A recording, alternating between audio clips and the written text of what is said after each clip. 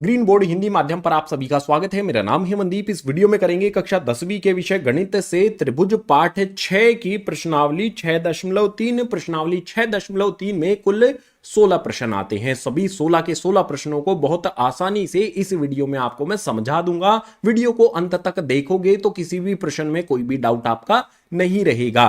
प्रश्नावली 6.3 के अलावा पाठ 6 त्रिभुज की जो भी अन्य वीडियोस हैं, प्रश्नावली 6.1, 6.2 या फिर परिचय वाली वीडियो, इन सभी के लिंक आपको सबसे पहले वाले कमेंट में और डिस्क्रिप्शन बॉक्स में दोनों जगह पर दिए गए हैं। उनको देख लेना, अच्छी तरह से समझ लेना। इस वीडियो में करते हैं प्रश्नावली 6.3 अगले पेज से।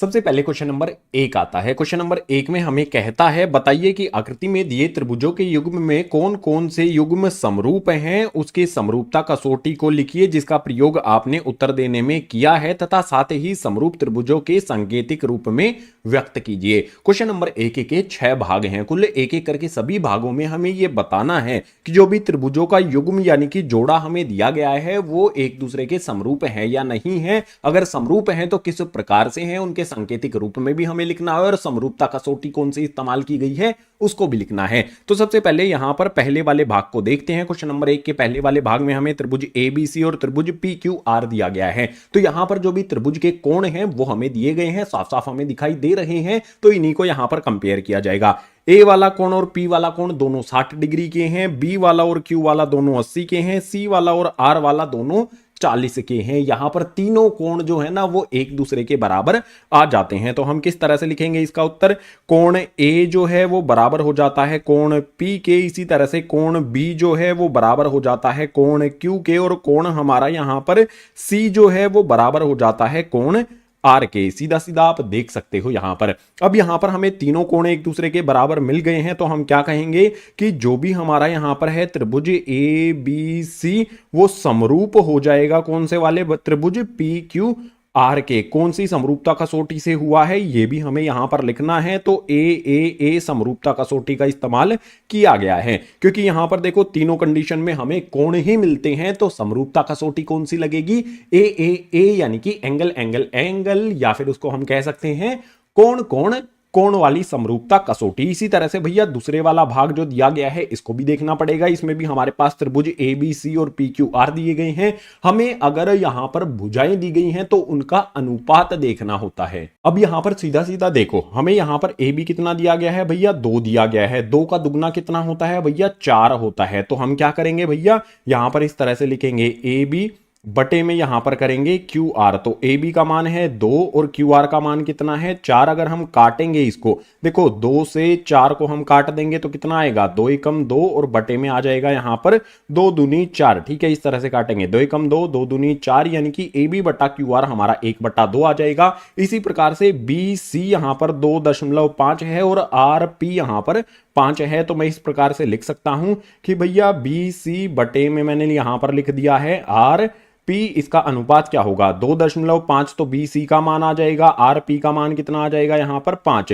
तो इसको काटेंगे 2.5 एकम, उसके बाद 2 से गुना करने पर 5 आता है, यानी कि यहां पर अनुपात हमें 1/2 मिलता है। इसी प्रकार से बिल्कुल यहां पर हमें क्या करना होगा? तीसरी भुजा का अनुपात भी देखना होगा। तीसरी भुजा कौन सी है भैया? हमारी यहां पर है ए सी और यहां पर है पी क्यू। तो मैं इस तरह से लिख सकता हूं कि भैया जो भी मेरा ए सी है बटे में पी क्यू है, ए सी का मान कितना है भैया? 3 है और पी क्यू का मान कितना है? 6 है। तो 3 एकम 3, 3 दूनी 6। यहां पर भी अनुपात हमें कितना मिल जाता है? 1/2 मिल जाता है। तो एक बात स्पष्ट यहां पर हमें दिखाई देती है कि जो भी तीनों भुजाओं का हम अनुपात निकालते हैं तीनों में हमें 1/2 ही मिलता है। तो मैं क्या कह सकता हूं कि जो भी मेरा त्रिभुज यहां पर है भैया ए बी सी है वो किसके समरूप होगा? यहां पर ध्यान से समझना जो अब बताने वाला हूं। जो हमारी भुजा ए बी है, देखो इसमें पहले हमारे पास ए बी आता है। तो ए बी यहां पर कौन से वाला अनुपात लिखा है हमने? Q R. तो यहां पर हमारे पास क्यू आर आएगा। उसके बाद हमारे पास यहां क्या है भैया? बी सी है। तो बी सी में हमारे पास क्या है? आर पी है। तो आर तो हम लिख चुके हैं यहां पर, अब हमें यहां पर पी भी लिख देना है। कौन सी समरूपता कसौटी का इस्तेमाल किया गया है ये भी बहुत जरूरी है। तो देखो भुजाएं हैं तीनों में, तो ऐसे ऐसे ऐसे समरूपता कसौटी का यहां पर इस्तेमाल हमने कर लिया है इन त्रिभुजों को समरूप करने के लिए। क्वेश्चन नंबर 1 का पहला दूसरा दोनों भाग कंप्लीट, तीसरा चौथा भाग जो भी होगा उसके लिए चलेंगे अगले पेज पर। क्वेश्चन नंबर 1 का तीसरा वाला भाग देखिए तो इसमें हमें यहां पर त्रिभुज दिया गया है एल एम पी और दूसरा त्रिभुज दिया गया है डी ई एफ। क्या ये दोनों समरूप हैं, पता करते हैं। तो देखो यहां पर बहुत आसान है, 3 का दुगुना 6 होता है, 2 का दुगुना 4 होता है, तो जो भी भुजाओं का अनुपात है सबसे पहले वो बना लेते हैं, अपने हिसाब से बना लेते हैं। तो हमारे पास क्या करना होगा, सबसे पहले हमें यहां पर एम पी है उसमें हम कर देंगे भैया ई डी। तो यहां पर आ जाएगा हमारे पास एम पी बटे में आ जाएगा हमारे पास ई डी। एमपी का मान हो जाएगा 2, ईडी का मान कितना हो जाएगा 4, 2 एकम 2, 2 दूनी 4, काटने पर हमें कितना मिल जाएगा 1/2 मिल जाएगा। इसी तरह से यहां पर हमारी दूसरी भुजा क्या है भैया एलपी है, और एलपी का अनुपात हम किसके साथ बनाएंगे डीएफ के साथ बनाएंगे। तो मैं यहां पर लिख लेता हूं एलपी बटे में यहां पर लिख लेते हैं डीएफ। भैया अनुपात बनाने की बात हम कर रहे हैं, तो एलपी जो है उसका मान हमें रख देना है 3 और डीएफ का मान रख देना है 6। 3 एकम 3, 3 दूनी 6, काटने पर हमारा यहां पर भी 1/2 आ जाता है। क्या ये समरूप निकलेगा, तीसरी भुजा हमें बताएगी। अब तीसरी भुजा जो बची है देखो भैया, इसमें हमारे पास एल एम बचा है, इसमें ई एफ बचा है। तो यहां पर मैं लिख लेता हूं, यहां पर आ जाएगा मेरे पास एल एम बटे में यहां पर आ जाएगा मेरे पास ई एफ। अब एल एम का मान कितना है भैया 2.7 है, और ई एफ का मान कितना है 5 है। इनको काटा नहीं जा सकता है, तो ये ऐसे के ऐसे रहेंगे। अब यहां पर आप ध्यान से देखो, जो भी हमने अनुपात ज्ञात किया है 1/2 आया, दूसरा अनुपात ज्ञात किया ये भी 1/2 आया, लेकिन तीसरा अनुपात हमारा 1/2 नहीं आया। अगर नहीं आया तो जो भी संगत भुजाएं हैं उनके अनुपात बराबर नहीं आते हैं, और तो हमारे जो भी त्रिभुज हैं वो समरूप नहीं होंगे। तो यहां पर लिख देंगे देयरफॉर त्रिभुज जो भी हमारा यहां पर है कौन सा है भैया एल एम पी है, और दूसरे वाला त्रिभुज हमारा कौन सा बनेगा, दूसरे वाला त्रिभुज यहां पर लिखेंगे, और उसके बाद दूसरे वाला त्रिभुज लिखा जाएगा यहां पर हमारा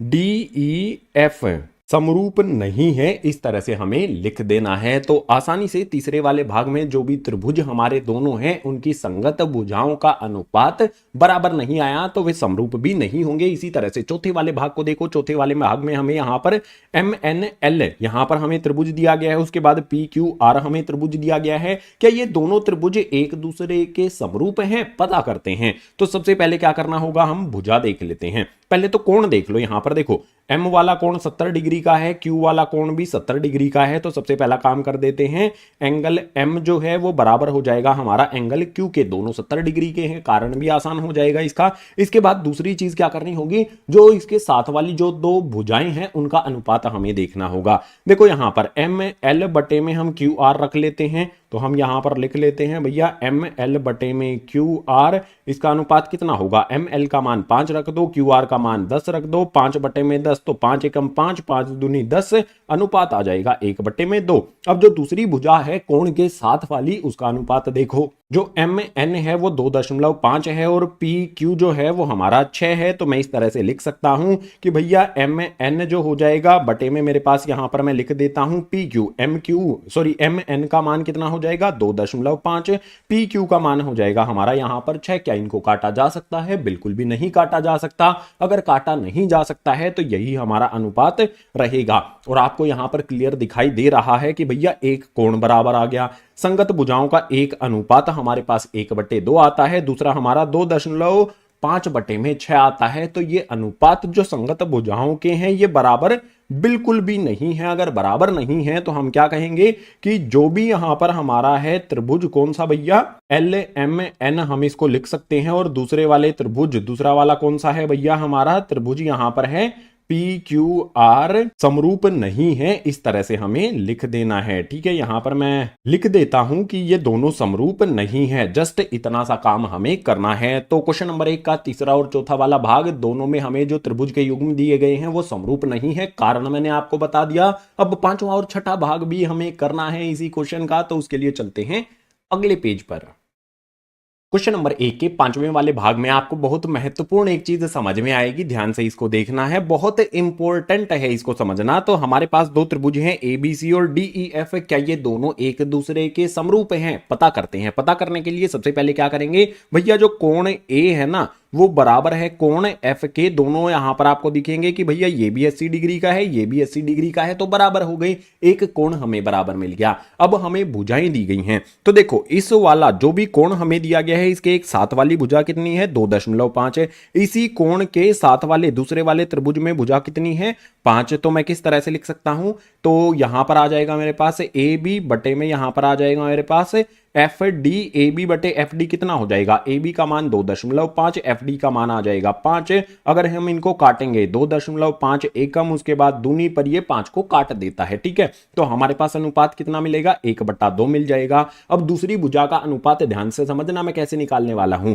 हमेशा जब भी कोण हमें दिया होता है तो उस कोण के साथ वाली भुजा को ही ले लो। तो भैया यहां पर हमारे पास है ए सी बटे में मेरे पास कितना दिया गया है भैया, इसी जो हमारा यहां पर दूसरे वाले त्रिभुज का कोण है इसके साथ वाली भुजा कितनी है, यहां पर मुझे दी गई है एफ ई, तो यहां पर आ जाएगा मेरे पास एफ ई। ए सी का मान हमें नहीं दिया गया है तो ए सी आ जाएगा, एफ ई का मान हमें दिया गया है 6। अब मान नहीं दिया गया है तो हमें कैसे पता चलेगा बराबर है या फिर नहीं है अनुपात।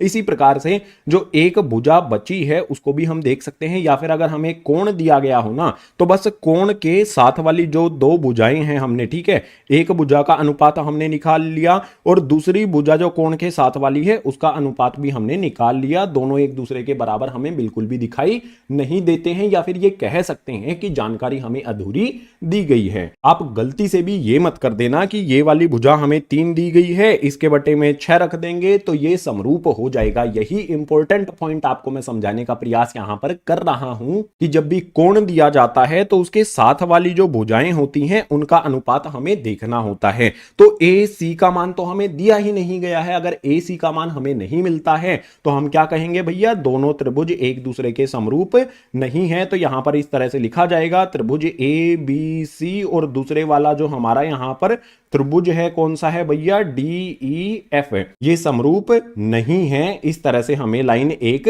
लिख देनी है। तो पांचवा वाला भाग कंप्लीट हो गया, आखिरी छठा भाग बचा है, उसको करने के लिए चलेंगे अगले पेज पर। क्वेश्चन नंबर 1 के आखिरी यानी कि छठे वाले भाग को देखते हैं। इसमें हमें यहां पर डी ई एफ और पी क्यू आर दो त्रिभुज दिए गए हैं, कोण देखने हैं हमें ध्यान से। तो देखो ये वाला 70 तो भैया 70 इसमें तो नहीं है, ये वाला 80 का है, ये वाला भी 80 का है, लेकिन दोनों त्रिभुजों में एक कोण गायब है। उस एक कोण को पहले ज्ञात कर लेते हैं। तो सबसे पहले हम यहां पर लिखेंगे त्रिभुज डी ई एफ में जो भी हमारा त्रिभुज डी ई एफ है उसमें एक कोण जो हमारा नहीं है ना, ये वाला एफ कोण, इसको ज्ञात कर लेते हैं। तो इसको ज्ञात करने के लिए क्या करना होगा, त्रिभुज के तीनों कोणों को हमें जोड़ना पड़ेगा। तो हमारे पास यहां पर 70 है, 80 है और ये वाला कोण हमारा एफ हो जाएगा। तीनों को जोड़ देते हैं तो भैया हमारे पास यहां पर आ जाएगा 70 डिग्री, प्लस में आ जाएगा हमारे पास 80 डिग्री, प्लस में आ जाएगा हमारे पास यहां पर कोण एफ बराबर में कितना होता है, 180 डिग्री के। अगर मैं कोण एफ की बात करता हूं बराबर में मेरे पास आ जाएगा भैया 180 डिग्री, घटा का निशान लगा लेते हैं। 70 जमा में 80 करेंगे तो होता है 150। 150 कैसा होगा, जमा का दूसरी तरफ भेज देंगे तो 150 कैसा हो जाएगा भैया, घटा का 150 यहां पर आ जाएगा। 180 में से 150 को घटाएंगे तो कितना आएगा, 30 डिग्री मान आ जाएगा। यानी कि जो कोण एफ है उसका मान कितना आ गया, 30 डिग्री आ जाता है। तो यहां पर लिख लेते हैं भैया ये हो गया हमारा 30 डिग्री। बिल्कुल इसी प्रकार से हम क्या करेंगे, पी क्यू आर के भी जो एक कोण गायब इसमें है उसको ज्ञात करेंगे। तो यहां पर एक लाइन में इस तरह से लगा लेता हूं, मैं लिखता हूं यहां पर कोण पी, उसके बाद जमा का निशान लगा लेते हैं। भैया कोण पी 80 डिग्री और 30 डिग्री, इन सभी को मुझे जोड़ देना है तीनों कोणों को। तो मैं यहां पर लिख लेता हूं भैया 80 डिग्री, उसके बाद जमा में यहां पर 30 डिग्री, तीनों कोणों को जोड़ कितना होता है, 180 डिग्री के बराबर होता है। मुझे कोण पी ज्ञात करना है, बराबर का निशान लगा लो, 180 डिग्री आ जाएगा। यहां पर हमारे पास जो 80 जमा 30 है कितना होता है, 110 होता है। जमा का 110 है, दूसरी तरफ भेज देंगे। देखो बहुत आसान है, इन दोनों को जोड़ोगे तो जमा का 110 आ जाएगा, जमा के 110 को दूसरी तरफ भेज देंगे तो हो जाएगा घटा का 110 डिग्री। तो कोण P जो है उसका मान कितना आ जाएगा, 180 में से 110 को घटाने पर हमें यहां पर मिल जाएगा 170 डिग्री। सॉरी 170 नहीं, कुल 70 डिग्री यहां पर हमें मिलेगा। तो जो भी हमारा यहां पर कोण P है उसका मान कितना आ जाता है, 70 डिग्री हमने ज्ञात कर लिया है। अब हमें क्या करना होगा, दोनों त्रिभुजों के सभी कोण हमने ज्ञात कर लिए हैं। अब हम यहां पर देख लेते हैं। तो भैया देखो, D वाला P के बराबर है, 80 वाला जो हमारा है E कोण Q के बराबर है, F वाला जो है वो R के बराबर है। तो मैं इस प्रकार से यहां पर लिख सकता हूं, कोण D बराबर में हो जाएगा हमारा कोण P, क्योंकि दोनों 70-70 डिग्री के हैं। इसी प्रकार से कोण E जो हमारा यहां पर है वो कितना हो जाएगा भैया, कोण Q के बराबर, क्योंकि भैया दोनों 80-80 डिग्री के हैं। इसी प्रकार से हमारे पास जो कोण F है वो बराबर हो जाएगा कोण R के, दोनों 30-30 डिग्री के हैं। तीनों कोण, जो तीनों संगत कोण हैं, एक दूसरे के बराबर जब आ जाते हैं तो मैं इस तरह से लिख सकता हूं, त्रिभुज मेरे पास जो भी DEF है वो समरूप हो जाएगा किसके भैया, त्रिभुज PQR के। कौन से नियम से हुआ है ये भी हमें बताना है। तो तीनों कोण मिले हैं तो कोण कोण कोण नियम से होगा, या फिर कह सकते हैं एंगल एंगल एंगल समरूपता कसौटी का यहां पर इस्तेमाल हमने कर लिया है। इसी भाग के साथ क्वेश्चन नंबर 1 कंप्लीट होता है।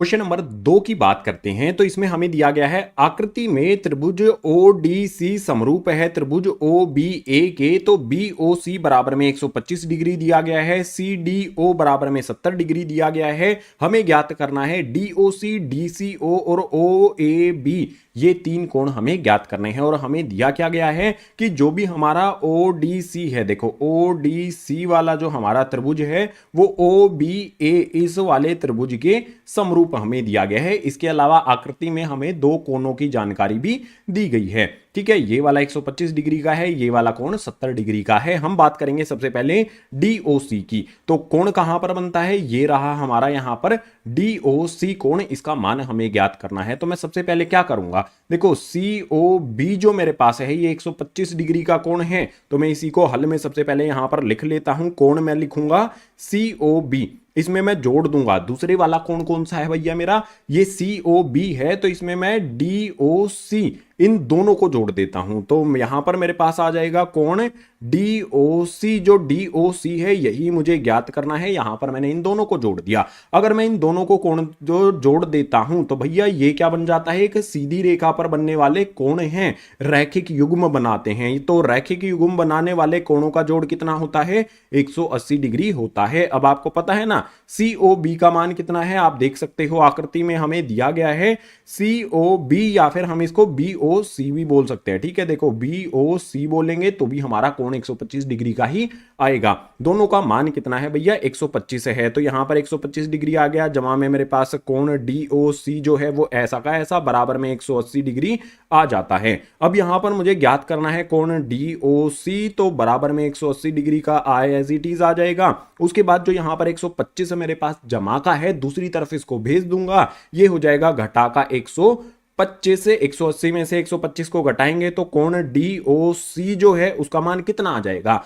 घटा के देखो 55 आपको मिल जाएगा। तो इसका मान यहां पर हमने ज्ञात कर लिया है 55 डिग्री। जो भी हमें एक कोण ज्ञात करना था वो तो पता लगा लिया, अभी दो कोण और भी ज्ञात हमें करने हैं। ठीक है, DOC का मान निकालने के बाद जो भी हमारा कोण यहां पर है DOC, ये वाला कोण है तो लिख भी देते हैं। ये हमने ज्ञात किया है भैया कितना, 55 डिग्री हमने ज्ञात किया है। अब दूसरा कोण कौन सा ज्ञात करना है, DCO, ये वाला कोण हमें ज्ञात करना है। तो भैया इस वाले कोण को ज्ञात करने के लिए क्या करें, जो भी हमारा यहां पर त्रिभुज है, कौन सा भैया, DOC वाला जो त्रिभुज है ना, इसकी बात करते हैं। तो यहां पर मैं लिखता हूं त्रिभुज DOC में, त्रिभुज DOC के अंदर वाले तीनों कोणों को हम जोड़ देते हैं। ठीक है, तो यहां पर मैं क्या लिखूंगा, ये वाला हो जाएगा मेरा कोण D, ये वाला कोण मेरा कितना है ये लिख लेते हैं। ठीक है, तो यहां पर मैं लिखता हूं सबसे पहले कोण D में लिख लेता हूं, जमा का निशान लगा करके कोण DOC जो हमने ज्ञात किया है इसको लिख लेते हैं। और जो ज्ञात हमें करना है कौन सा भैया, कोण DCO बराबर किसके हो जाएगा, अगर किसी भी त्रिभुज के तीनों कोणों को हम जोड़ देते हैं, अंदर वाले तीनों कोणों को, तो जोड़ होता है 180 डिग्री के बराबर। तो यहां पर 180 डिग्री हमारे पास आ जाएगा। अब इनका मान जो पता है हमें उनको रखते हैं। देखो कोण D हमारा यहां पर कितना है भैया, 70 डिग्री है। तो यहां पर 70 डिग्री आ गया, जमा का निशान लगा करके DOC का मान यहां पर हमने कितना ज्ञात किया है भैया, 55 डिग्री। तो यहां पर हमारे पास 55 डिग्री आ गया, जमा का निशान लगा करके कोण DCO हमें ज्ञात करना है, बराबर में हमारे पास 180 डिग्री आ जाएगा। अब यहां पर मैं कोण DCO को लिख लेता हूं, बराबर में मेरे पास 180 डिग्री आ जाएगा। आप मुझे एक सिंपल सीधी बात बताओ, अगर हम 70 और 55 को जोड़ देंगे तो हमारा कितना हो जाएगा? 125 हो जाएगा। 125 इनको जोड़ने पर हमारे पास जमा का 125 मिलेगा। अगर उसको हम दूसरी तरफ भेज देंगे तो कैसा हो जाएगा? 125 घटा का हो जाएगा। तो यहां पर आ जाएगा घटा का हमारे पास 125 डिग्री। अगर मैं DCO कोण की बात करूं तो वो कितना हो जाएगा? 180 में से 125 को हमें घटाना है, हमें मिल जाएगा यहां पर 55 डिग्री। ठीक है, जो दूसरा कोण हमें ज्ञात करना था वो भी हमारे पास कितना आ गया भैया?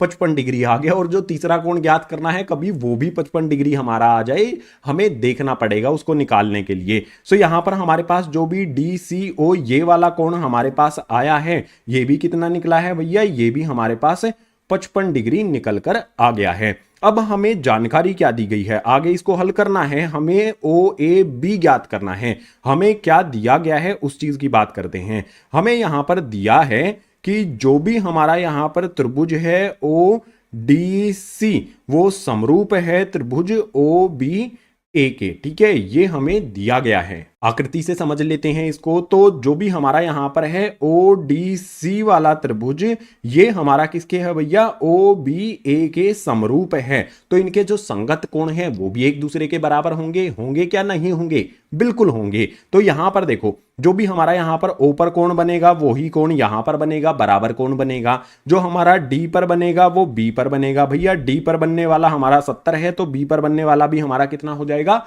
70 डिग्री हो जाएगा। हमें ज्ञात कौन सा करना है? OAB ज्ञात करना है। तो OAB यहां पर हमारे पास है, ये वाला कोण हमें ज्ञात करना है। अब A इसके आखिर में दिया गया है और इसके आखिर में दिया गया है हमें C, यानी कि जो C और A पर बनने वाले कोण हैं वो एक दूसरे के बराबर होंगे। ठीक है ना?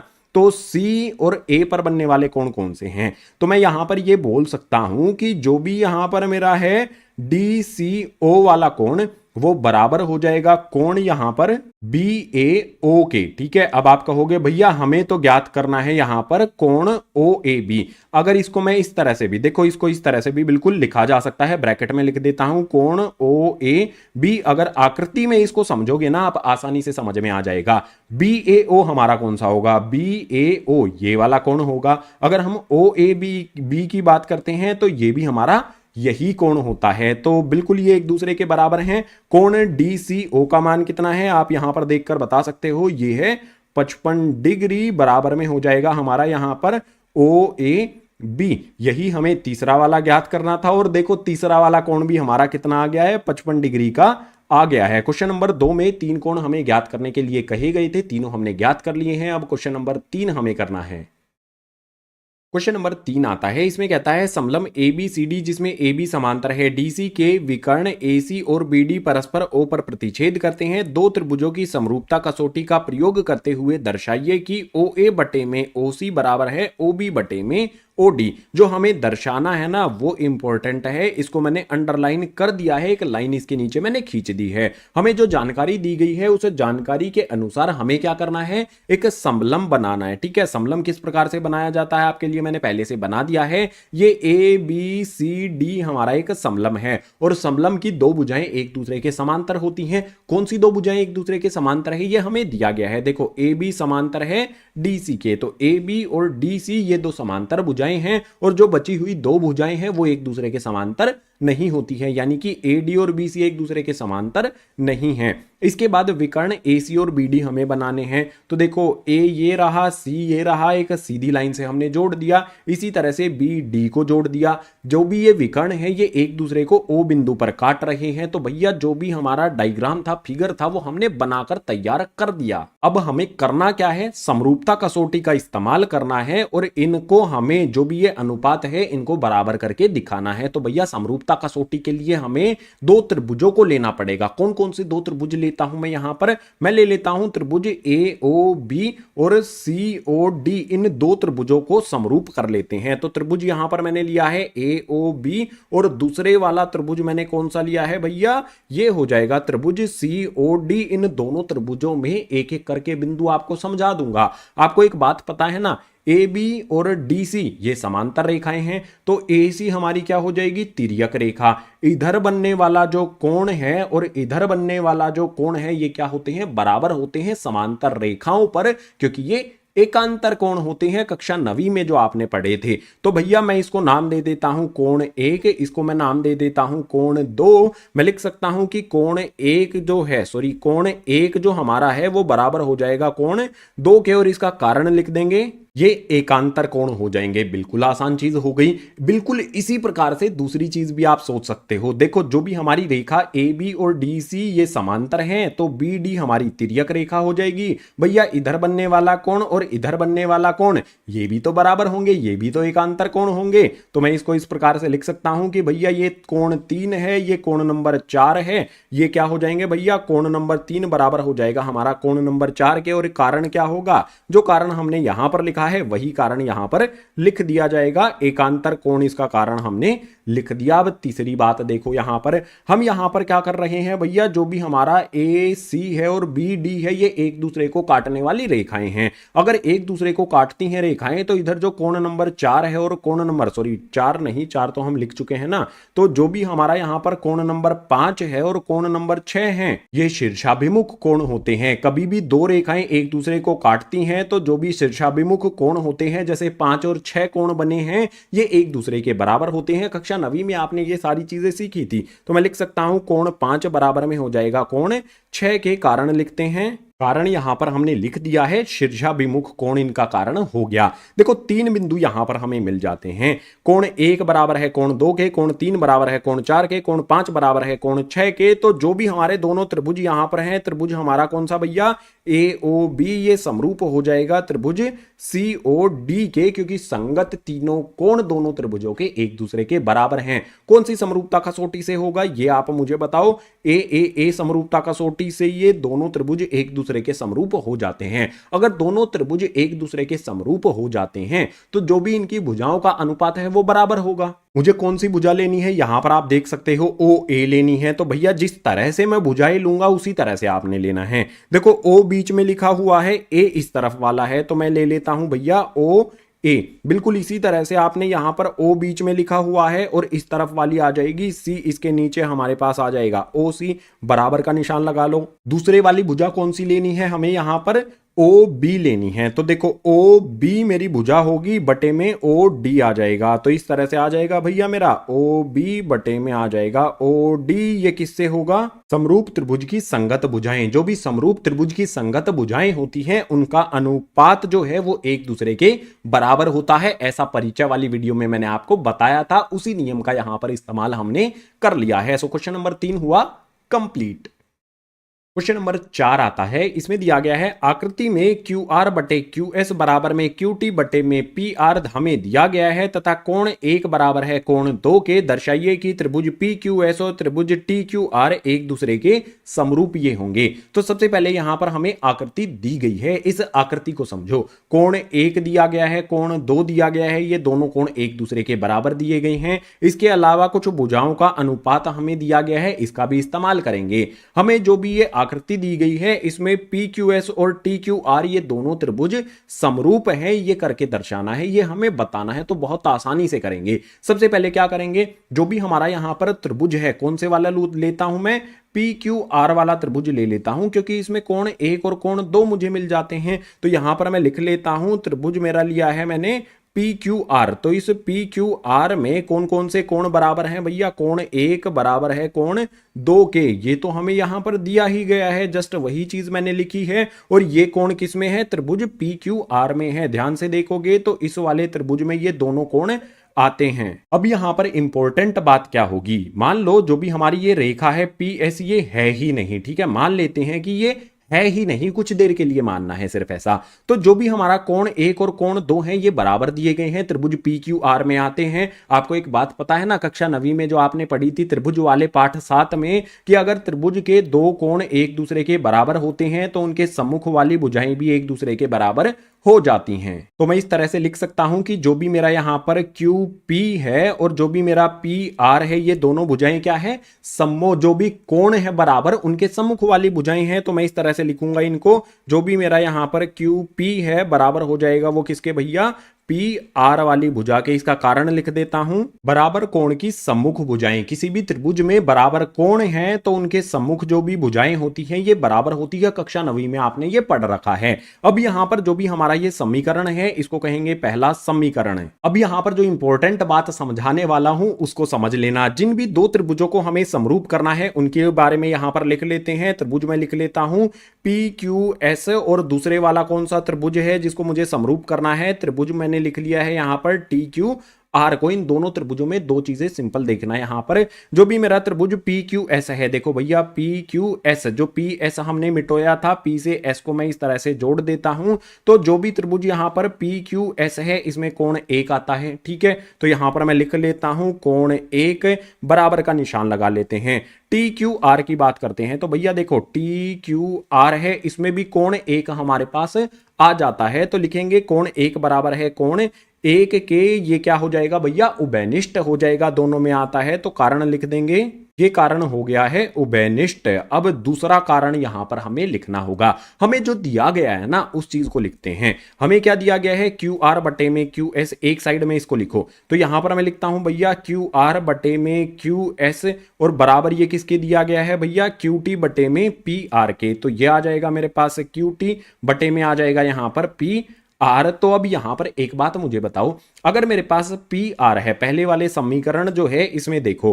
पी आर यहां पर किसके बराबर है भैया, पी आर जो है ना वो क्यू पी के बराबर है। तो इस पी आर की जगह को मैं बदली कर सकता हूं ना, बिल्कुल कोई दिक्कत नहीं होनी चाहिए। पहले समीकरण का इस्तेमाल करके ये किया जा सकता है। तो सिर्फ पी आर के स्थान पर हमें क्यू पी रख देना है। उसके अलावा जो भी हमारे ये अनुपात है ना, ऐसे के ऐसे यहां पर हमें रखने हैं। तो यहां पर मैं रख देता हूं क्यू आर बटे में आ जाएगा मेरे पास क्यू एस, बराबर में हो जाएगा मेरे पास क्यू टी, और जो भी मेरा यहां पर पी आर है उसके स्थान पर मैं रखूंगा क्यू पी। तो यहां पर आ जाएगा मेरा क्यू पी। अब ध्यान से देखो जो भी हमने लिखा है, देखो क्यू आर बटे में क्यू एस, तो देखो यहां पर भैया क्यू आर है बटे में क्यू एस, यानी कि जो भी हमारा यहां पर पी क्यू एस है और टी क्यू आर है उसकी ये संगत भुजाएं होती हैं, अनुपात बना। इसी तरह से हमारा क्यू टी बटे में क्यू पी, क्यू टी हमारी इस वाले त्रिभुज की भुजा, क्यू पी हमारी छोटे वाले त्रिभुज की भुजा। तो यहां पर भी हमारे इन दोनों त्रिभुजों का ही अनुपात बनता है।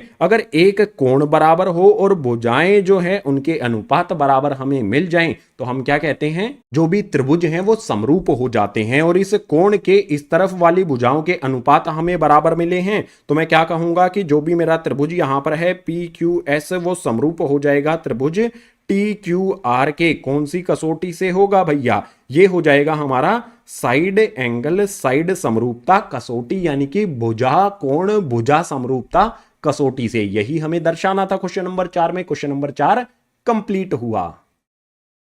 क्वेश्चन नंबर 5 आता है। क्वेश्चन नंबर 5 में हमें कहता है पी क्यू आर की भुजा पी आर और क्यू आर पर क्रमशः बिंदु एस और टी इस प्रकार स्थित हैं कि कोण पी बराबर है कोण आर टी एस के। दर्शाइए कि त्रिभुज आर पी क्यू समरूप है त्रिभुज आर टी एस के। बहुत आसानी से इसको समझेंगे। सबसे पहले हमें क्या करना है, आकृति हमें किताब में क्वेश्चन में नहीं दी गई है तो हमें खुद से बनानी है। सबसे पहले क्या करो भैया, पी क्यू आर जो हमारा है एक त्रिभुज बना लेते हैं। इस त्रिभुज की कौन सी भुजा, पी आर और क्यू आर। तो ये वाली भुजा पी आर, ये वाली भुजा क्यू आर, इन पर बिंदु दिए गए हैं एस और टी। तो यहां पर और यहां पर हमें दो बिंदु बना लेने हैं। एक बिंदु हमारा हो जाएगा एस, दूसरे वाला बिंदु हो जाएगा हमारा यहां पर टी। ये बिंदु कुछ इस प्रकार स्थित हैं कि जो भी हमारा कोण पी बनता है, ठीक है, ये वाला जो हमारा कोण पी बन रहा है ये आर टी एस के बराबर है। अब आर टी एस कैसे बनेगा, आर टी एस, यानी कि एस और टी को हमें जोड़ना पड़ेगा। तो भैया एस और टी को इस तरह से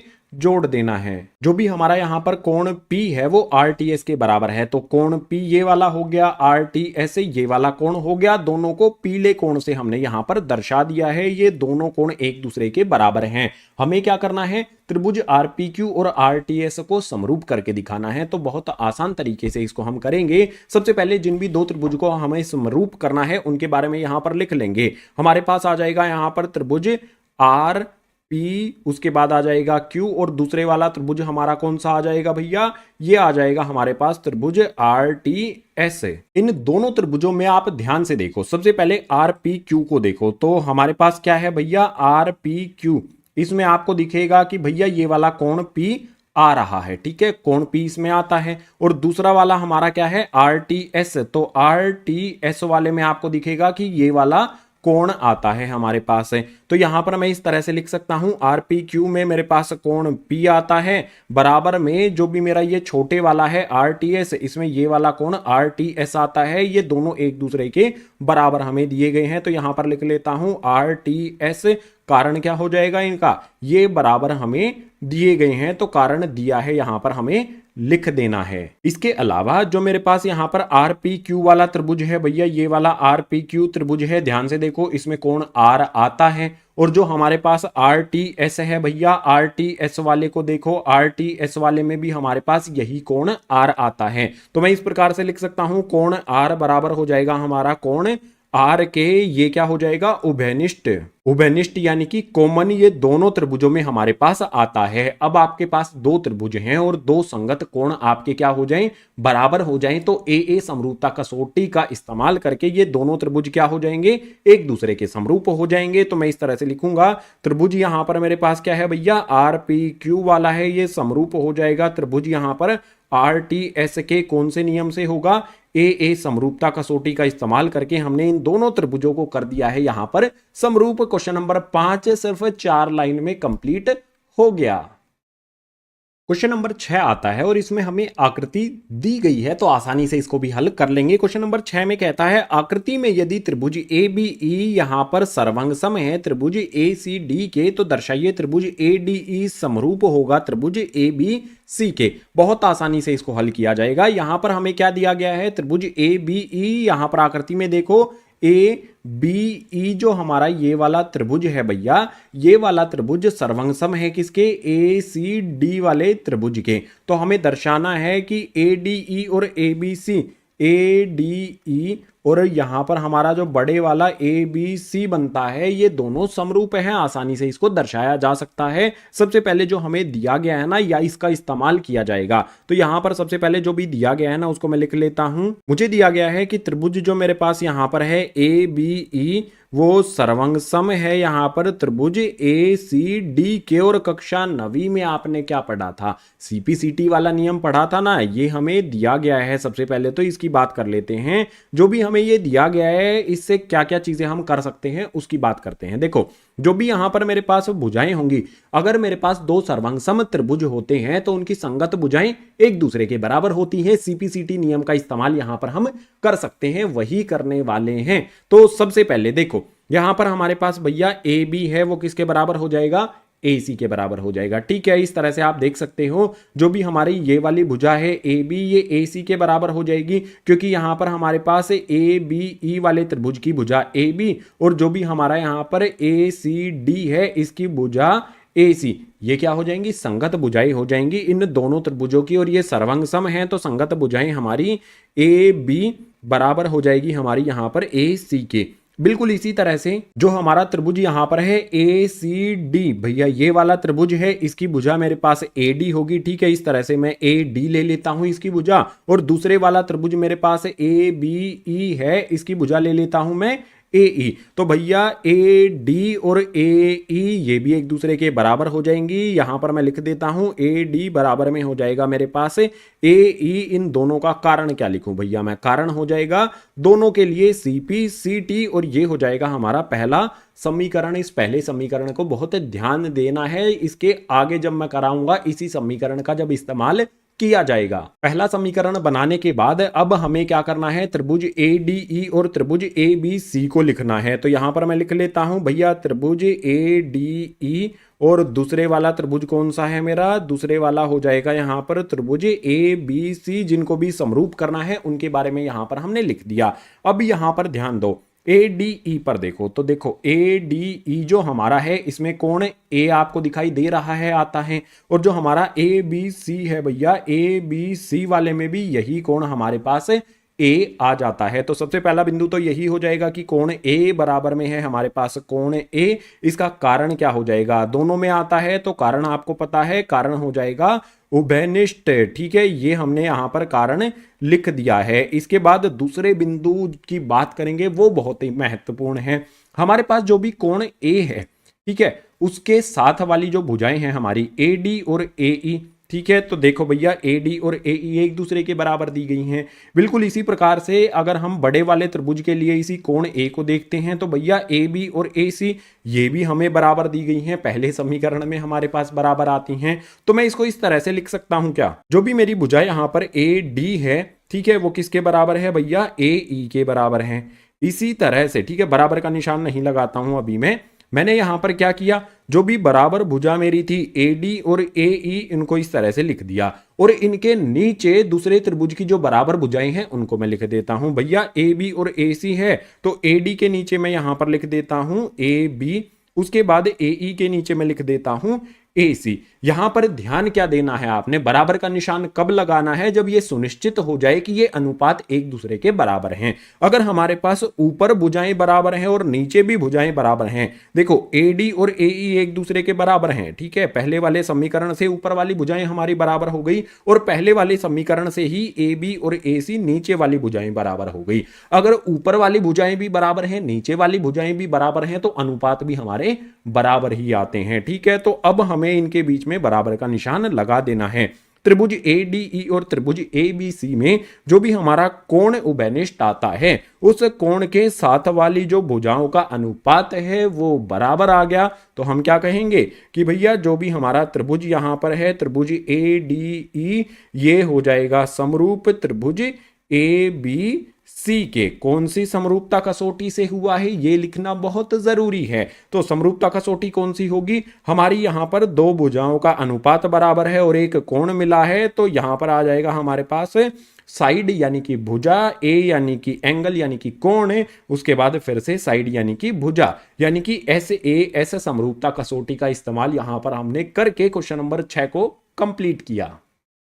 क्वेश्चन नंबर 7 आ जाता है और क्वेश्चन नंबर 7 के कुल 4 भाग हैं, एक एक करके सभी को यहीं पर हल किया जाएगा। तो क्वेश्चन नंबर 7 में हमें दिया क्या है, इस चीज को समझ लेते हैं। इसमें है आकृति में शीर्षलंब एडी और सी परस्पर बिंदु पी पर प्रतिच्छेद करते हैं और ये 4 चीजें हमें उसके बाद दर्शानी है। आकृति जो दी गई है हमें, इसी को सबसे पहले समझ लेते हैं। इसमें दिया गया है ए बी सी, एक बड़ा सा त्रिभुज दे दिया गया है। इस त्रिभुज में शीर्षलंब है भैया ए डी, ये ए बिंदु है, ये डी बिंदु है, ए से डी ये एक शीर्ष लंब होता है। और शीर्ष लंब का मतलब क्या होता है, जो एक शीर्ष से लंब यानी कि 90 डिग्री का कोण बनाता है। ठीक है, जो भी शीर्ष लंब होते हैं वो इस तरह से 90 डिग्री का कोण बनाएंगे, ये वाला कोण 90 डिग्री का होगा। बिल्कुल इसी तरह से सी ई भी क्या है भैया, शीर्ष लंब है, तो सी बिंदु से ई पर यहां पर जो भी कोण बनेगा ये भी शीर्ष लंब है, तो ये भी 90 डिग्री का कोण बन जाएगा। अब हमें दर्शाना है भैया, एक एक करके सभी को दर्शाएंगे। पहले वाले भाग में हमें क्या करना है, त्रिभुज एईपी और सीडीपी, इनको हमें समरूप करना है। तो भैया एईपी वाला त्रिभुज आपको दिखाई दे गया, इसके अलावा सीडीपी वाला जो त्रिभुज है, इन दोनों त्रिभुजों को हमें समरूप करके दिखाना है। तो भैया कैसे दिखाया जाएगा, ए समरूपता कसौटी का इस्तेमाल करेंगे। सबसे पहले जिन भी दो त्रिभुजों को करना है उनके बारे में लिखेंगे। त्रिभुज हमारे पास यहां पर आ जाएगा त्रिभुज ए पी, और दूसरे वाला त्रिभुज हमारा कौन सा होगा भैया, दूसरे वाला त्रिभुज हो जाएगा सी डी पी। इन दोनों त्रिभुजों की हम बात करते हैं। सबसे पहले ए ई पी को देखो, ए ई पी वाले त्रिभुज में भैया ये वाला जो कोण है ना, इसका नाम रख देते हैं। ठीक है, ये हमारा कोण नंबर 1 हो गया, और जो भी हमारा सी डी पी में ये वाला कोण है, इसका नाम रख देते हैं 2। तो मैं क्या कहूंगा कि भैया कोण 1 बराबर है हमारा कोण 2 के। क्यों है, क्योंकि भैया दोनों क्या है, 90 डिग्री के कोण है, तो दोनों बराबर हो जाएंगे। कारण भी हमने इसका लिख दिया। अब दूसरा बिंदु बहुत आसानी से आपको ज्ञात हो जाएगा कि आप देखो यहां पर जो भी हमारी ए डी है ये एक रेखा है, और सी ई भी हमारी एक रेखा है। जब भी कोई दो रेखा एक दूसरे को प्रतिच्छेद करती हैं तो शीर्षाभिमुख कोण क्या होते हैं, बराबर होते हैं। तो यहां पर हमें क्या करना होगा, ये हो जाएगा मेरा कोण नंबर 3, ये कोण हो जाएगा मेरा 4। तो मैं इस तरह से लिख सकता हूं कि भैया कोण 3 बराबर हो जाएगा मेरा कोण 4 के कारण लिखेंगे, शीर्षाभिमुख कोण इसका कारण हमने यहां पर लिख दिया। अब कोई भी दो त्रिभुज हमारे पास दिए गए हैं, अगर उनके दो यहां पर कोण हमें बराबर मिल जाते हैं तो मैं क्या कहूंगा कि जो भी मेरा त्रिभुज यहां पर है AEP, ये समरूप हो जाएगा त्रिभुज CDP के। कौन सी समरूपता कसौटी का इस्तेमाल किया गया है? AA समरूपता कसौटी। पहले वाले भाग को हल हमने कर दिया। अब दूसरे भाग की बारी आ जाती है। दूसरे भाग को हल करने के लिए भी हमें दो कोण ढूंढ लेंगे तो बहुत आसानी से इनको सोल्व किया जा सकता है, हल किया जा सकता है, त्रिभुजों को समरूप किया जा सकता है। तो कौन कौन से करना है, सबसे पहले उनके बारे में यहां पर लिख लेते हैं। त्रिभुज यहां पर हमारे सामने आ जाता है, दूसरे वाले में ABD, और दूसरे वाला कौन सा वाला है हमारा त्रिभुज, यहां पर आ जाएगा CBE। इन दोनों त्रिभुजों को सबसे पहले आकृति में देख लेते हैं कहां पर है। तो ABD की बात करते हैं भैया। ABD ये हमारा आ जाता है एक त्रिभुज, और दूसरा हमारे पास आ जाता है CB और E वाला त्रिभुज। ठीक है, ये त्रिभुज, इन दोनों को समरूप करने के लिए क्या किया जाए? आपको एक बात पता है ना, जो CE है हमारा, ये शीर्षलंब है। इसमें अगर इधर 90 डिग्री का कोण बनेगा, दोनों तरफ 90 डिग्री का कोण बनाता है शीर्षलंब, तो इस तरफ भी हमारा ये 90 डिग्री का कोण बनेगा। इसी प्रकार से AD हमारा शीर्षलंब है भैया, इस तरफ 90 डिग्री का कोण बनेगा तो इस तरफ भी 90 डिग्री का कोण बन जाएगा। मान लेंगे ये कोण नंबर हमारा 5 है, ये कोण नंबर हमारा 6 है। आकृति हमारी जो पहले वाले भाग में थी बिल्कुल वही हमने रखी है। अब अगर आप ध्यान से देखोगे तो जो भी हमारा ABD वाला त्रिभुज है, ठीक है, ABD वाले त्रिभुज में कोण 6 आता हुआ आपको दिखाई देगा। तो यहां पर मैं लिख लेता हूं भैया कोण 6, बराबर का निशान लगा लेते हैं। CBE की बात करें तो भैया इसमें कौन सा कोण आता है? आप देखोगे यहां पर कोण नंबर 5 इसमें आ जाता है। तो कोण 6 बराबर हो जाएगा हमारा कोण 5 के, कारण हो जाएगा भैया दोनों 90 डिग्री के हैं। तो दोनों 90 डिग्री कारण हमने लिख दिया। इसके अलावा जो भी हमारे ये दोनों त्रिभुज हैं ABD और CBE, दोनों को ध्यान से देखो। देखो ABD जो हमारा है, इसमें ये कोण नंबर 2 आता हुआ आपको दिखाई देगा, और दूसरे वाला जो हमारा त्रिभुज है CBE वाला त्रिभुज, इसमें भी ये कोण भी आपको आता हुआ दिखाई देगा। दोनों त्रिभुजों में ये कोण भी आता है। तो मैं क्या लिखूंगा कि भैया कोण B बराबर है हमारा कोण B के, दोनों में आता है। तो इसका कारण क्या हो जाएगा? ये उभयनिष्ठ हो जाएगा। ठीक है, दोनों में ये आ रहा है तो उभयनिष्ठ इसका कारण हमने लिख दिया, यानी कि कॉमन हो जाएगा। ठीक है, दो कोण यहां पर हमें मिल जाते हैं बराबर, तो मैं कहूंगा कि त्रिभुज मेरा यहां पर ABD जो है वो समरूप हो जाता है त्रिभुज CBE के। कौन से नियम से हुआ है? AA समरूपता कसौटी का इस्तेमाल हमने करके दूसरे वाले भाग को भी हल कर दिया। तीसरे वाले भाग को देखो। अब तीसरे वाले भाग में हमें क्या करना है? त्रिभुज AEP और ADB, इन दोनों को हमें समरूप करना है। तो तीसरे वाले भाग में जो भी दो त्रिभुजों को हमें समरूप करना है उन्हीं के बारे में लिख लेंगे। त्रिभुज यहां पर हमारे पास आ जाएगा AEP, और दूसरे वाला त्रिभुज भी लिख देना है हमें। दूसरे वाला त्रिभुज आ जाएगा हमारे सामने ADB। इन दोनों को समरूप कैसे किया जाएगा भैया? सबसे पहले AEP कहां पर है हमारा? ये वाला त्रिभुज है हमारे पास AEP, और दूसरे वाला है ADB। तो देखो ये बड़ा सा हमारे पास ADB हो जाता है। अगर आप ध्यान पूर्वक इन चीजों को देखोगे तो आपको पता चलेगा कि भैया AEP वाला जो है, इसमें ये वाला कोण आ रहा है, इसको मैं कोण A लिख सकता हूं। ठीक है, तो मैं लिख देता हूं भैया कोण A बराबर हो जाएगा किसके भैया? ADB को देखो भैया, ADB जो है इसमें भी यही कोण A आता हुआ आपको दिखाई देगा। तो कोण A बराबर हो जाएगा हमारा यहां पर कोण A के, दोनों में ये आता है तो कारण हो जाएगा हमारा यहां पर उभयनिष्ठ। ठीक है, उभयनिष्ठ यानी कि कॉमन हो जाएगा। ठीक है, अब दूसरा बिंदु हमें ढूंढना पड़ेगा भैया। दूसरा बिंदु बिल्कुल आसान है। अगर आप AEP वाले में देखोगे, AEP वाले में हमारे पास कोण A कितना है? 90 डिग्री का है। तो यहां पर मैं लिख लेता हूं कोण 1 है, बराबर हो जाएगा। दूसरा वाला त्रिभुज ADB को देखो, उसमें हमारे पास कौन सा कोण है जो 90 डिग्री का है? कोण नंबर 6 हमारे पास 90 डिग्री का है, तो बराबर हो जाएगा कोण 6 के। दोनों इसका कारण हो जाएगा, दोनों यहां पर ये क्या है? 90 डिग्री के हैं। तो हमें यहां पर दो कोण बराबर मिल जाते हैं। मैं क्या कहूंगा फिर? त्रिभुज जो भी मेरा यहां पर है AEP, ये समरूप हो जाएगा त्रिभुज ADB के। कौन सी समरूपता कसौटी का इस्तेमाल हुआ यहां पर? AA समरूपता कसौटी से तीसरे वाले भाग को भी हल कर दिया।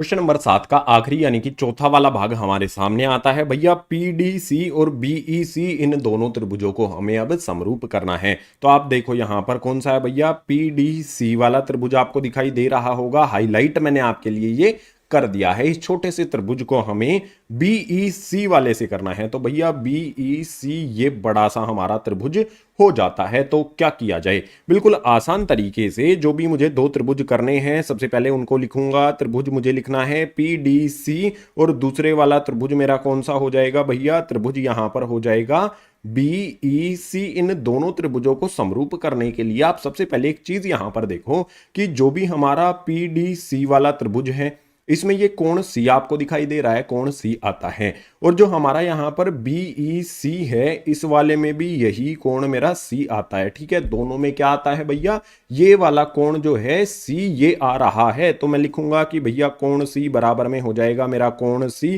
कारण हो जाएगा इसका उभयनिष्ठ, यानी कि दोनों में ये आता है, दोनों में ये कॉमन है, तो उभयनिष्ठ कारण हमें यहां पर लिख देना है। इसके बाद आपने यहां पर देखना है कि जो भी मेरा यहां पर है पीडीसी भैया इसमें कोण 2 90 डिग्री का है। ठीक है, तो मैं लिख लेता हूं कोण 2, जो भी 90 डिग्री के कोण है दोनों त्रिभुजों में हमें उन्हीं की तलाश करनी है। तो यहां पर उसके बाद देखो जो भी मेरा बीईसी है, ठीक है ये वाला है बीईसी, इसमें 90 डिग्री का कौन सा है भाई, कोण नंबर 5 है। तो मैं लिखूंगा कोण नंबर 5, दोनों बराबर हो जाएंगे। दोनों बराबर क्यों हैं, क्योंकि दोनों भैया 90 डिग्री के हो जाते हैं। तो मैं लिख सकता हूं यहां पर त्रिभुज जो भी मेरा पीडीसी है वो समरूप हो जाता है त्रिभुज बीईसी के। कौन सी समरूपता कसौटी का इस्तेमाल यहां पर हुआ है, ए समरूपता कसौटी से ये दोनों त्रिभुज हो जाते हैं समरूप। हमने पहले से लेके चौथे तक जितने भी त्रिभुजों को समरूप करना था सभी को ए समरूपता कसौटी का इस्तेमाल करके समरूप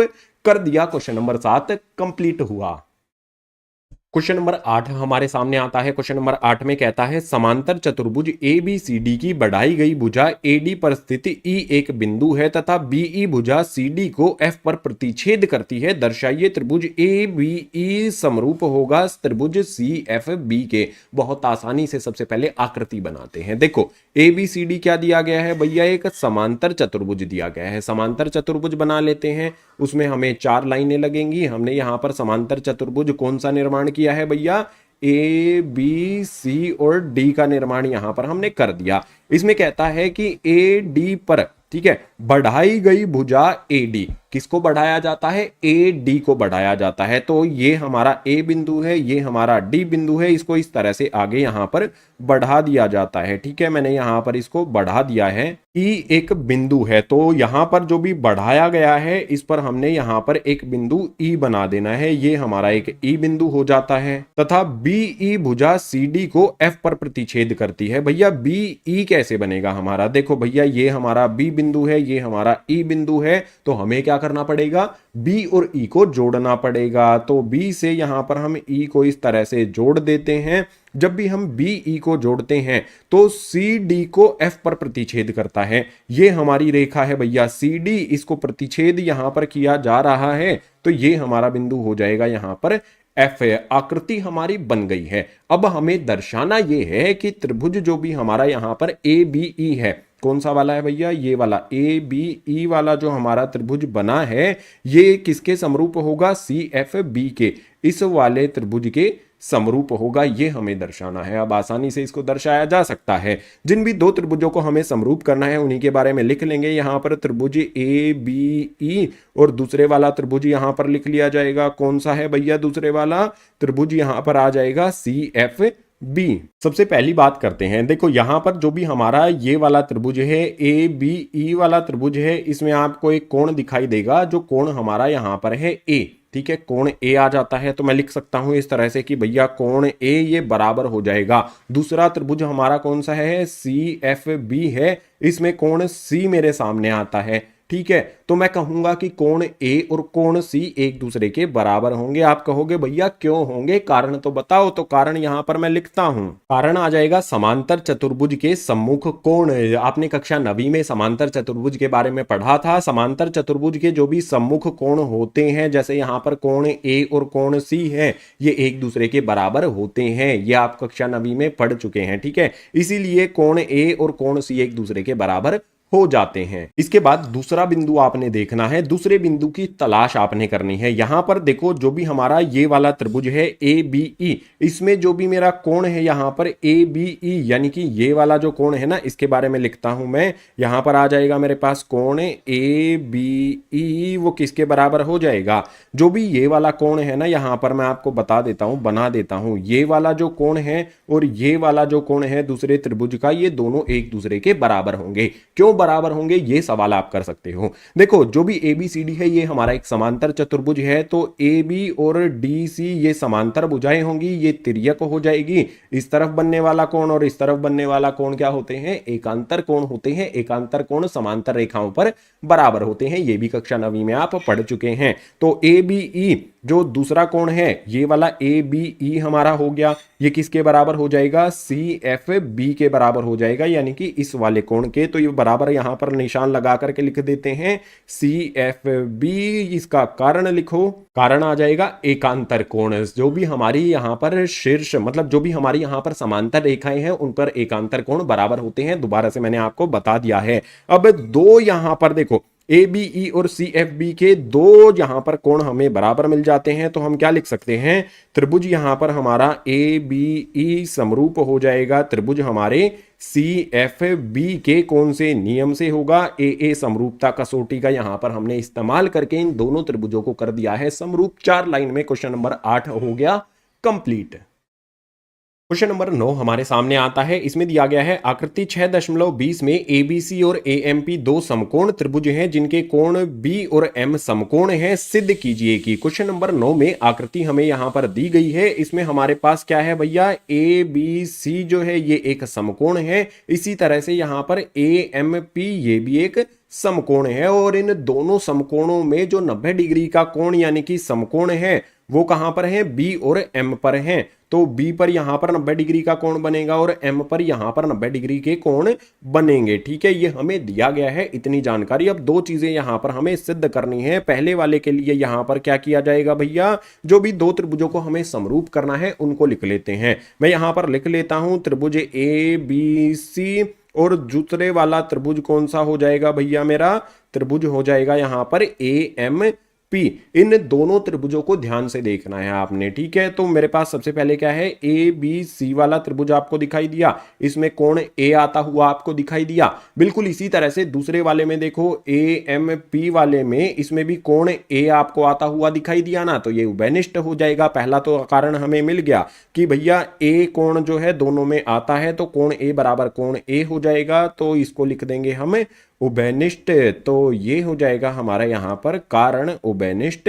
इसके बाद दूसरे बिंदु की बात करनी पड़ेगी हमें। दूसरा बिंदु भी हमें एक तरह से दिया ही गया है कि देखो, इस वाले त्रिभुज में हमारे पास क्या है भाई, 90 डिग्री का कोण मिल जाता है, कोण बी इसको हम कहेंगे। तो मैं लिख सकता हूं कोण बी बराबर हो जाएगा यहां पर किसके, इस वाले त्रिभुज में हमारे पास 90 डिग्री का कोण एम पर आता है, तो मैं लिख सकता हूं कोण एम में। इसका कारण लिख देंगे भैया, दोनों क्या हो जाएंगे, ये दोनों 90 डिग्री के कारण इसका हो जाएगा। अब देखो, दो कारण हमें, दो बिंदु हमें मिल गए हैं, तो मैं लिख सकता हूं कि त्रिभुज ए बी सी जो है वो समरूप हो जाएगा त्रिभुज ए एम पी के। कौन से हुआ है भैया, यहां पर ए समरूपता कसौटी से दोनों त्रिभुज हो गए समरूप।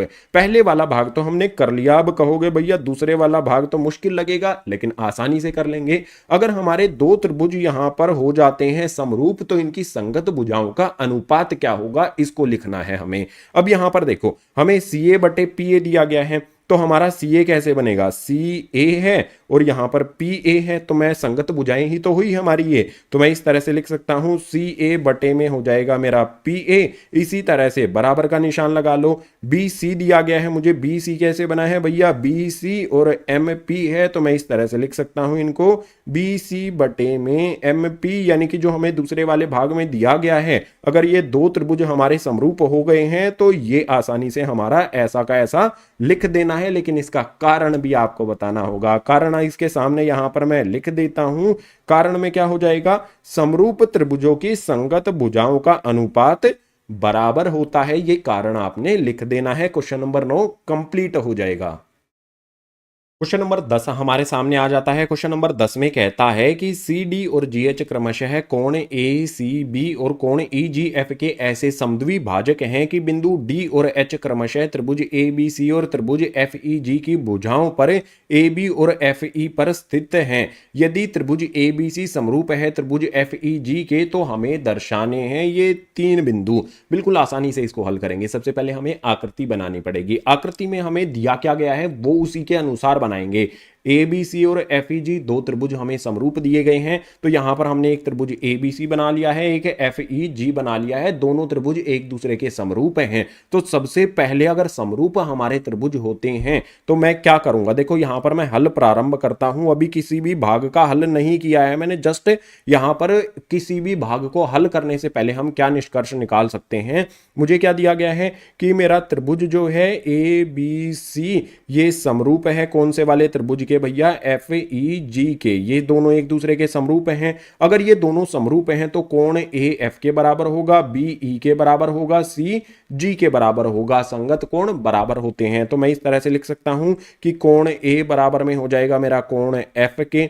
बिल्कुल इसी तरह से कोण बी जो है वो बराबर हो जाएगा मेरा किसके, कोण ई के। और जो भी तीसरा वाला है हमारा कोण सी वो बराबर हो जाएगा कोण जी के। ये निष्कर्ष हम अपनी तरफ से निकाल सकते हैं। अब आकृति जो हमारी अधूरी रह गई है उस आकृति को पूरा करते हैं। हमें कहता है कि भैया ए बी और एफ ई जो हमारा है, ठीक है, ए बी वाली भुजा है, इस पर बिंदु डी है तो इस पर हम बिंदु डी यहां पर बना देते हैं। इसके बाद जो हमारा यहां पर एफ ई है इस वाले पर क्या है, एच बिंदु है, तो यहां पर हम एच बिंदु यहां पर बना देते हैं। जो भी हमारा यहां पर सी डी और जी एच है तो हमें सी से डी को जोड़ना पड़ेगा भैया। सी से डी को जोड़ देते हैं, जी से एच को हम जोड़ देते हैं। जो भी हमने यहां पर सी डी और जी एच जोड़ा है ये कोण ए सी बी और कोण ई जी एफ, यानी कि जो भी हमारा यहां पर कोण है ना, इस कोण का समद्वि भाजक है हमारा सी डी। समद्वि भाजक का मतलब होता है दो बराबर कोण में ये बांटता है। इस कोण सी को ये दो हिस्से करता है, वो भी बराबर बराबर।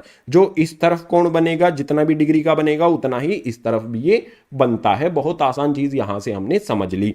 अब हमें पहले वाले भाग में देखना है भैया, हमें यहां पर सी डी बटे में जी एच बराबर ए सी बटे में एफ जी ये करना है। हमें कैसे पता चलेगा कि कौन से त्रिभुजों की ये संगत भुजाएं हैं। अगर आपने ये पता लगा लिया तो आसानी से पहले वाले भाग को हल किया जा सकता है। आपने सबसे पहले जो ऊपर वाली भुजाएं हैं ना उनको देखना है। जैसे यहां पर देखो सी डी और ए सी, जो भी हमारे ये सी डी और ए सी दिए गए हैं इनको देखो, ये रहा हमारा सी डी, ये वाली भुजा रही हमारी ए सी। ये कौन से त्रिभुज में आती हैं, अगर ध्यान से देखोगे तो ए सी डी वाले त्रिभुज में हमारी ये दोनों भुजाएं सी डी और ए सी आ जाती हैं। तो पहले वाले भाग के हल के लिए क्या करूंगा मैं लिखूंगा त्रिभुज मेरा कौन सा भैया, ए सी डी त्रिभुज लिखूंगा मैं, त्रिभुज ए सी डी। और दूसरे वाला त्रिभुज मुझे कौन सा लेना होगा, मुझे देखना होगा नीचे वाली भुजाएं कौन सी हैं। यहां पर मेरे पास जी एच है और एफ जी है, तो देखो ये रहा जी एच, ये रहा मेरा एफ जी। तो मुझे कौन सा त्रिभुज लेना पड़ेगा, एफ जी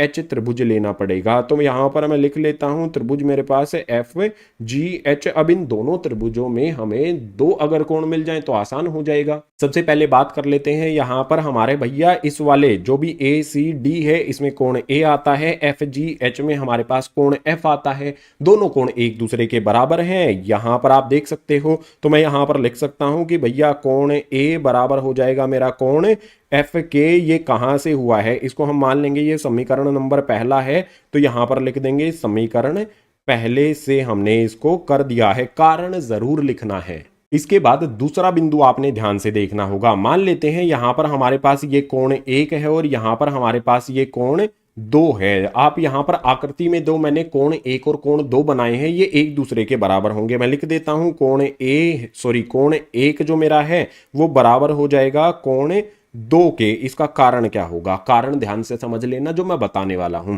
एक बात आप यहां से समझो कि जो भी हमारा ये वाला कोण सी है और कोण जी जो भी मेरा बनेगा, ठीक है, कोण सी और कोण जी क्या है, एक दूसरे के बराबर हैं। इसको एक साइड में रफली लिख के समझो भैया, कोण सी बराबर है मेरा कोण जी के।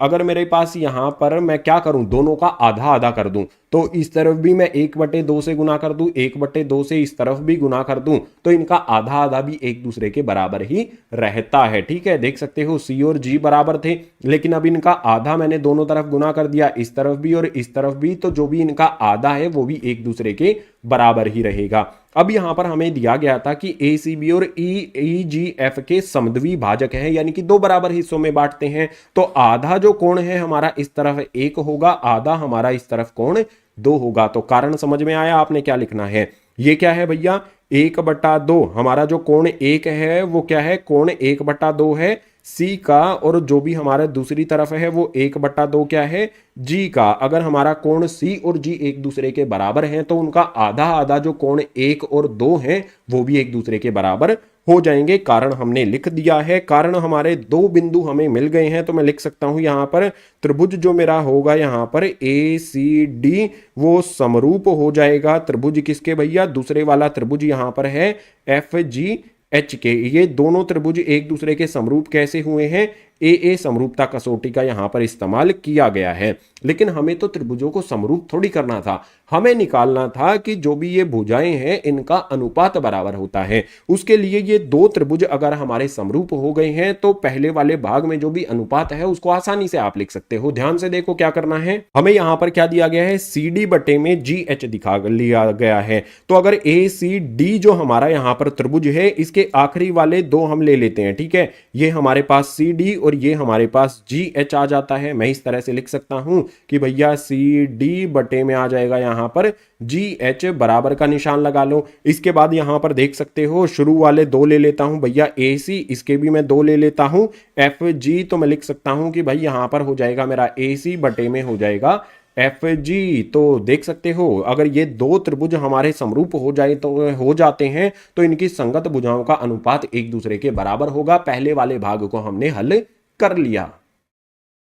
दूसरे वाले भाग की बारी आएगी। दूसरे वाले भाग में हमें क्या करना है, डी सी बी और एच जी ई जो त्रिभुज हैं इनको समरूप करना है। तो देखो डी सी यहां पर हमारे पास आ जाता है बी और एच जी ई, इन दोनों त्रिभुजों को समरूप करना है। तो सबसे पहले दूसरे भाग में इन्हीं को लिखा जाएगा कि भैया जो भी हमारा त्रिभुज यहां पर है डी सी बी और दूसरे वाला त्रिभुज जो भी हमारा यहां पर है कौन सा है भैया, त्रिभुज हमारे पास है एच जी ई, इन दोनों त्रिभुजों में ध्यान से देखना पड़ेगा हमें। सबसे पहली बात यहां पर देखो कोण बी आता है, कोण ई आता है, ये दोनों कोण क्या हो जाएंगे, एक दूसरे के बराबर हो जाएंगे। पहले वाले समीकरण से हम ये बोल सकते हैं। तो डी सी बी में कोण बी आता है और हमारा एच जी ई में हमारे पास कोण ई आता है, ये दोनों एक दूसरे के बराबर होंगे भैया। कहां से, समीकरण पहले से हम इसको कर सकते हैं, कारण हमने लिख दिया। अब दूसरी चीज को ध्यान से समझना फिर से, यहां पर हमारे पास देखो कोण 1 और कोण 2 बराबर हैं क्योंकि ये सी और जी के आधे आधे हैं।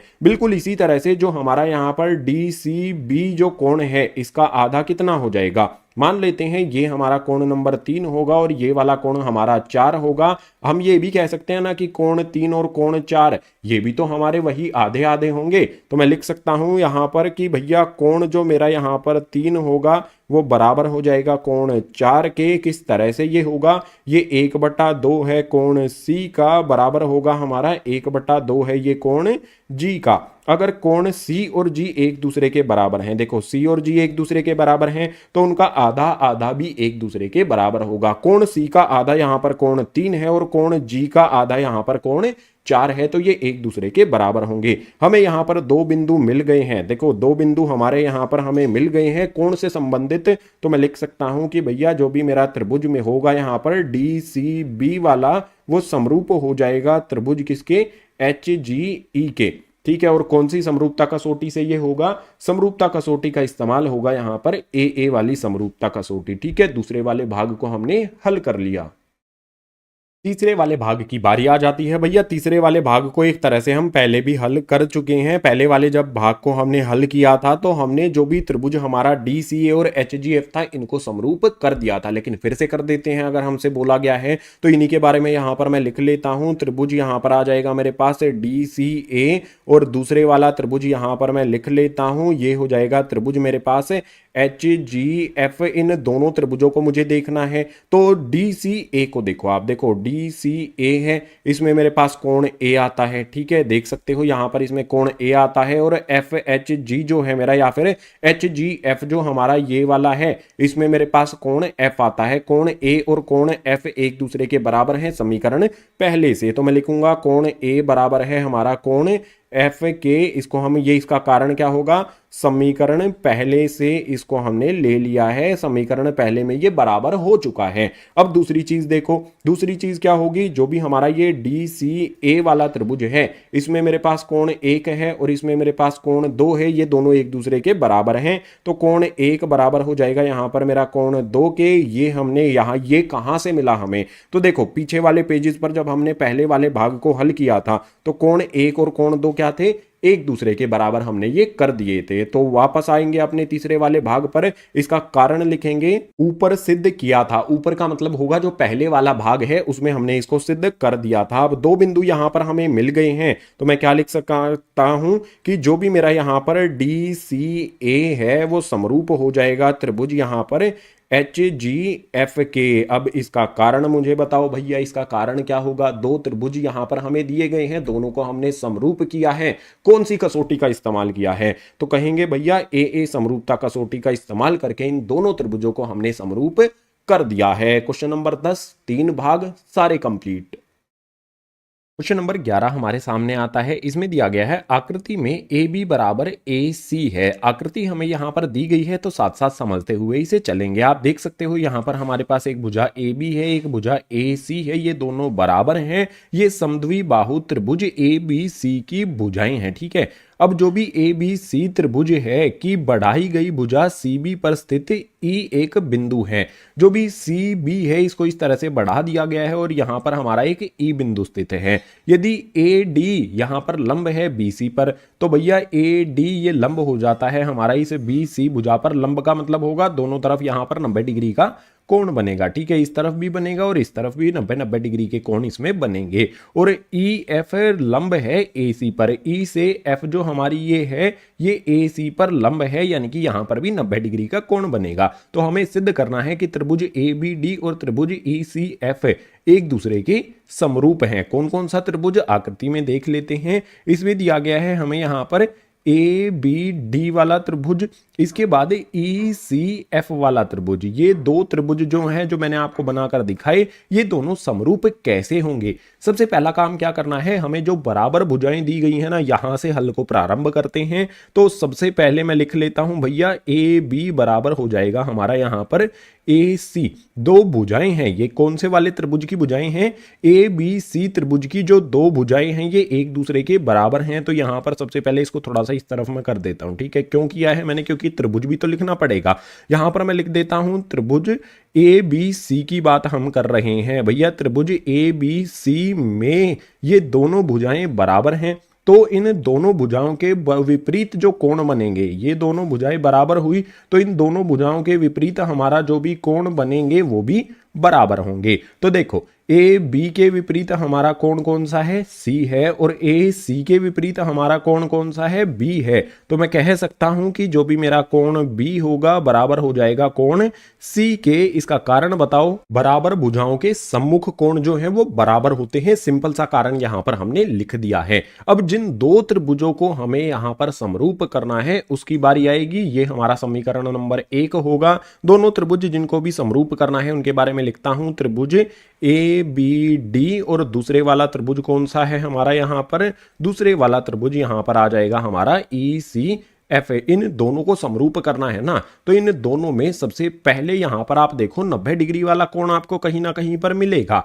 ABD को देखो भैया, ABD में मेरे पास ये वाला कोण आपको दिखाई दे रहा है 90 डिग्री का है। मैं इसको बोल देता हूं ये कोण नंबर 1 मेरा होगा। तो मैं इस तरह से लिख सकता हूं कोण 1 बराबर हो जाएगा ECF में 90 डिग्री का कोण कौन सा है, ये वाला कोण आपको दिखाई दे रहा होगा। देखो ये वाला कितना है भैया, 90 डिग्री का है। इसको मैं कोण नंबर 2 बोल बोल देता हूं, तो मैं कह सकता हूं कोण 1 और कोण 2 एक दूसरे के बराबर होंगे। कारण हो जाएगा भैया दोनों 90 डिग्री के हैं, तो यहां पर कारण वही हमने लिख दिया। अब इससे अगली बात देखो भैया, यहां पर ध्यान देना है आपने कि जो भी हमारा ये वाला त्रिभुज है ए बी डी वाला जो त्रिभुज हमारे पास आता है, इसमें ये वाला कोण बी आपको दिखाई दे रहा है, बिल्कुल कोण बी आता है इसमें। तो यहां पर मैं लिखूंगा कोण बी बराबर में यहां पर जो मेरे पास दूसरा त्रिभुज है, कौन सा है भैया दूसरा त्रिभुज मेरे पास ई सी एफ वाला त्रिभुज है, इसमें कोण सी आपको दिखाई दे रहा होगा ये वाला।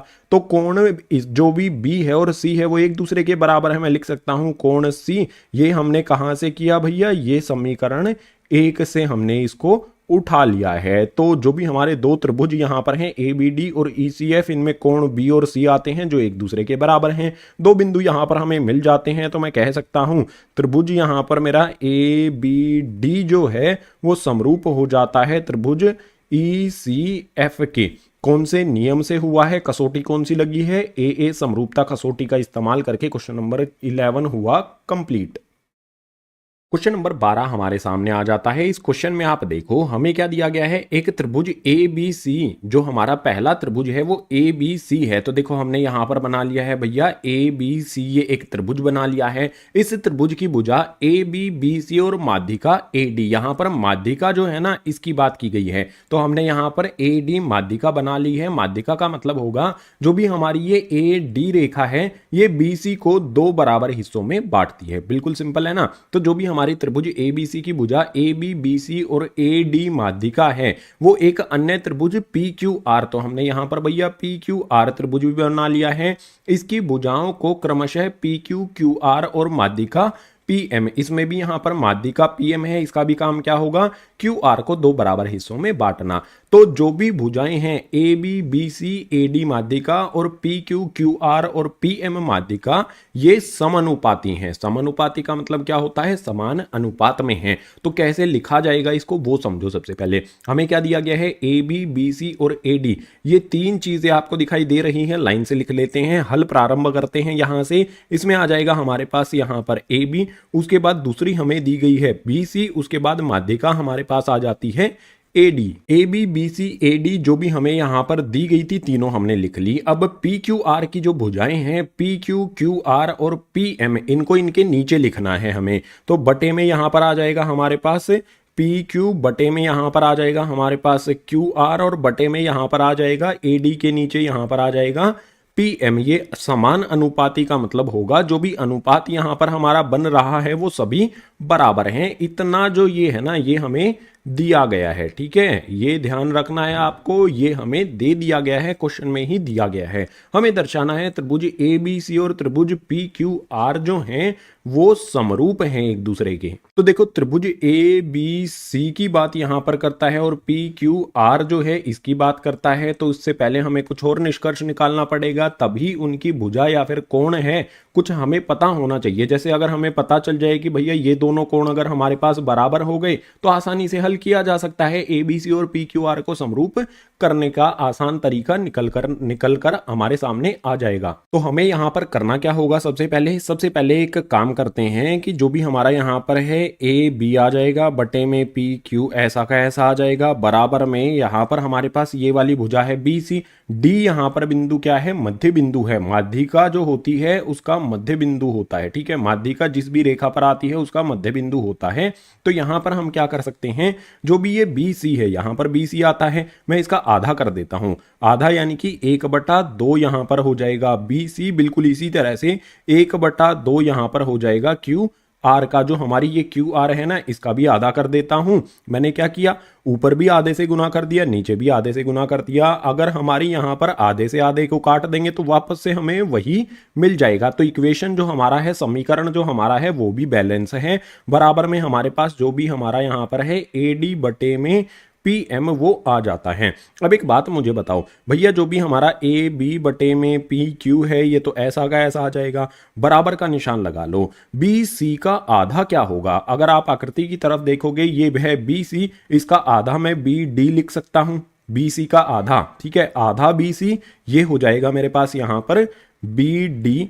इसके बाद डिनोमिनेटर में मेरे पास क्या है भैया, क्यू आर का आधा। तो ये है मेरी क्यू आर। अगर क्यू आर का आधा लिखना है तो वो क्या हो जाएगा भैया, क्यू एम हो जाएगा। तो मैं इस तरह से लिख सकता हूं भैया, ये हो गया मेरा क्यू एम बराबर में मेरे पास जो भी ए डी बटे में पी एम है वो ऐसा का ऐसा आ जाएगा। अब जो भी ये तीन अनुपात बराबर आए हैं, इन तीनों अनुपातों को देखो, देखो ए बी बटे में पी क्यू, आकृति की तरफ देखते रहना, ये है ए बी और ये है पी क्यू। इसके बाद बी डी बटे में क्यू एम है, तो देखो बी डी यहां पर है, क्यू एम यहां पर है।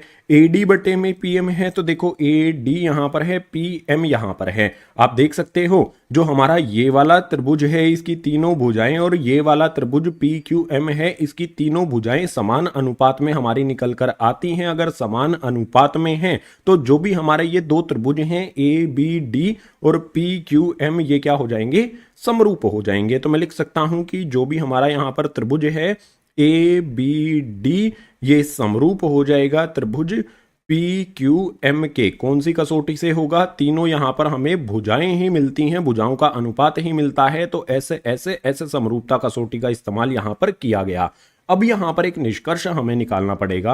अगर हमारा ये वाला त्रिभुज और ये वाला त्रिभुज एक दूसरे के समरूप हो गया है तो जो कोण बी है और कोण क्यू है ये क्या हो जाएंगे भैया, ये एक दूसरे के बराबर हो जाएंगे। मैं लिख सकता हूं भैया कोण बी जो है मेरा वो बराबर हो जाएगा कोण क्यू के। ये मेरा पहला निष्कर्ष निकल गया है। अब ये बराबर क्यों हुए हैं, क्योंकि भैया जो भी त्रिभुज यहां पर हमारे समरूप हुए हैं उनके संगत कोण बराबर होते हैं। पहला निष्कर्ष हमने ये निकाल लिया। अब आएंगे जिन दो त्रिभुजों को हमें यहां पर समरूप करने के लिए बोला गया है इन पर। सबसे पहले इन दोनों त्रिभुजों के बारे में लिखेंगे। यहां पर त्रिभुज ए बी सी और दूसरा हमारा क्या हो जाएगा भैया, यहां पर त्रिभुज हमारा है पी क्यू आर। इन दोनों त्रिभुजों में हम सबसे पहला बिंदु क्या निकालेंगे, हमारे पास ए बी सी त्रिभुज है, इसमें कोण बी आता है और पी क्यू आर वाले में कोण आर आता है, सॉरी क्यू आता है। तो बी और क्यू एक दूसरे के बराबर हमें दिए गए हैं। मैं लिख सकता हूं कोण बी बराबर हो जाएगा कोण क्यू के। ये हमने लिया कहां से है भैया, समीकरण 1 का यहां पर इस्तेमाल किया गया है। समीकरण 1 में हमने इसको कर दिया है प्रूव, यहां से हमने इसको उठाकर लिख दिया है, ये बराबर होगा। दूसरी चीज यहां पर हमें देखनी होगी, देखो कोण बी है, इसके साथ वाली भुजा ए बी है और इसके साथ वाली भुजा बी सी है। बिल्कुल इसी तरह से हमारे पास कोण क्यू है, इसके साथ वाली भुजा पी क्यू है और क्यू आर है। तो हमें क्या करना होगा भैया, हमें ए बी बटे में पी क्यू की जरूरत होगी। देखो आपको दिखाई दे रहा है कहीं पे ए बी बटे में पी क्यू, तो ये लिख देते हैं भैया ए बी बटे में पी क्यू बराबर हो जाएगा इस बी कोण के साथ दूसरी भुजा क्या है बी सी और क्यू कोण के साथ दूसरी भुजा क्या है क्यू आर। तो हमें बी सी बटे में क्यू आर की जरूरत होगी, ये भी हमें मिल रहा है। तो यहां पर लिख देते हैं भैया बी सी बटे में क्यू आर। इसका कारण मुझे बताओ, इसका कारण हो जाएगा ये हमें दिया गया है। अब यहां पर देखो हमारे पास एक कोण बराबर मिल जाता है और उस कोण के साथ वाली जो भुजाएं हैं वो समान अनुपात में भी मिल जाती हैं। तो मैं क्या कहूंगा कि जो भी मेरा त्रिभुज यहां पर है ए बी सी वो समरूप हो जाएगा त्रिभुज पी क्यू आर के। कौन सी कसौटी से होगा ये ध्यान रखना है, बीच में कोण है, दोनों तरफ भुजाएं हैं, तो ये हो जाएगा हमारा साइड एंगल साइड समरूपता कसौटी का इस्तेमाल करके। साइड यानी कि भुजा, एंगल यानी कि कोण, ठीक है। तो यहां पर भुजा कोण भुजा वाली समरूपता कसौटी से question number 12 complete. Question number 13 की बात करते हैं। इसमें दिया गया है एक त्रिभुज ए बी सी की भुजा बी सी पर एक बिंदु डी इस प्रकार स्थित है कि कोण ए डी सी बराबर कोण बी ए सी है। दर्शाइए सी ए की पावर 2 बराबर होगा सी बी गुणा में सी डी के। जो भी यहाँ पर बिंदु लगा है इन दोनों के बीच में, इसका मतलब होता है गुणा। तो यहां पर सबसे पहले एक त्रिभुज दिया गया है ए बी सी, एक त्रिभुज की रचना हमने कर ली। इसकी भुजा जो बी सी है, यहां से यहां तक जो भुजा है इस पर कोई डी बिंदु आता है। तो भैया जो भी डी बिंदु आएगा उस डी बिंदु को हम ए से इस तरह से जोड़ देंगे, ठीक है। यहां पर हमारे पास जो भी ये बिंदु आया है ये डी बिंदु हो जाएगा, बिल्कुल सिंपल। इसके बाद ये डी बिंदु बनाने के बाद कोण ए डी सी जो है, देखो ए डी सी यानी कि ये जो कोण यहां पर बना है ये वाला कोण किसके बराबर हो जाएगा भैया, बी ए सी के। बी ए सी हमारा कोण कौन सा बनता है, यहां पर बनता है। तो ये दो कोण जो बनाए गए हैं पीले रंग से, ये वाला कोण और ये ऊपर वाला कोण, ये दोनों बराबर हमें यहां पर दिए गए हैं। हमें दर्शाना है कि सी ए की पावर 2 बराबर हो जाएगा सी बी गुणा में सी डी के। आसानी से इसको हल करेंगे। सबसे पहले हमें क्या करना पड़ेगा, हमें ऐसे दो त्रिभुज लेने पड़ेंगे जिसमें सी ए आता हो। कौन कौन से त्रिभुज हैं आप यहां पर देखो। सबसे पहले मेरे पास जो भी ये बड़ा वाला त्रिभुज है इसमें आप देखो यहां पर सी ए आता है, ये वाली भुजा आती है। इस बड़े वाले त्रिभुज को मैं क्या कह सकता हूं, मैं इसको बी ए सी त्रिभुज बोल सकता हूं। तो यहां पर मैं लिख लेता हूं त्रिभुज बी ए सी, और दूसरे वाला जो त्रिभुज है उसकी भी बात करते हैं। अब एक और त्रिभुज मुझे लेना होगा जिसमें यही भुजा हमारी सी ए आ जाए। दूसरा त्रिभुज क्या हो जाएगा, ए डी सी हो जाएगा। इसमें ये वाली भुजा आती है ना, सी ए वाली भुजा आती है। तो यहां पर हो जाएगा त्रिभुज, यहां पर हो जाएगा मेरे पास ए डी सी वाला। इन दोनों त्रिभुजों को सबसे पहले मुझे समरूप करना होगा, उसके बाद अनुपात लिखेंगे तो आसानी से हमें ये रिजल्ट मिल जाएगा। तो समरूप करने के लिए क्या किया जाए, बी ए सी को देखो, जो भी हमारा यहां पर बी ए सी है इस वाले में कोण सी आता हुआ आपको दिखाई दे रहा है। तो मैं लिख सकता हूं कोण सी बराबर हो जाएगा जो ए डी सी है, ए डी सी वाले में भी ये हमारा कोण सी आता हुआ दिखाई दे रहा है। तो मैं लिखूंगा कोण सी बराबर कोण सी हो जाएगा, दोनों त्रिभुजों में आता है तो कारण इसका क्या हो जाएगा, उभयनिष्ठ। इसका कारण आपने लिख देना है। पहले वाले बिंदु का कारण हमने लिख दिया। अब एक कोण और बराबर हमें मिल जाए तो ए समरूपता कसौटी से हम बराबर कर देंगे। अब यहां पर ध्यान देना है, बी ए सी की हम बात कर रहे हैं। बी ए सी वाले त्रिभुज में जो हमें यहां पर दो लाइनों वाला कोण है ये आता है, और ए डी सी में हमारे पास ये वाला कोण आता है। ये दोनों बराबर हमें यहां पर दिए गए हैं। तो मैं लिख सकता हूं जो भी हमारा कोण होगा ए डी सी वो बराबर हो जाएगा कोण यहां पर किसके भैया, बी ए सी के। ये कौन से क्या होगा इसका कारण, ये हमें दिया गया है। तो कारण यहां पर हमने लिख दिया गया है। अब यहां पर दो बिंदु मुझे मिल गए हैं कोण से संबंधित, तो मैं लिख सकता हूं कि बी ए सी जो हमारा है ये समरूप हो जाएगा त्रिभुज ए डी सी के। कौन से नियम से हुआ है, ए समरूपता कसौटी का यहां पर हमने इस्तेमाल किया है। जब ये दो त्रिभुज हमारे समरूप हो जाएंगे तो हमें ये आसानी से मिल जाएगा। कैसे मिलेगा इस चीज को समझो, हमें यहां पर सी ए बनाना होगा, और वो सी ए कैसे बनेगा, यहां पर त्रिभुज के जो बी ए सी लिखा हुआ है इसमें सी ए कैसे बनेगा, आखिरी में सी है और बीच में यहां पर ए है। तो मैं लिखूंगा यहां पर मेरे पास सी ए। ठीक है, ध्यान रखना है जिस तरह से इसका उठाएंगे ना, आखिरी वाला उसके बाद बीच वाला सी ए हमारा हो गया। इसी तरह से इसमें इस दूसरे वाले त्रिभुज में भी सी और डी आ जाएगा हमारे पास इसके नीचे। तो यहां पर आ जाएगा हमारे पास सी डी, बराबर का निशान लगा लो, और यहां पर अनुपात हमें लिखना है। एक बार हमने ऊपर लिख दिया है।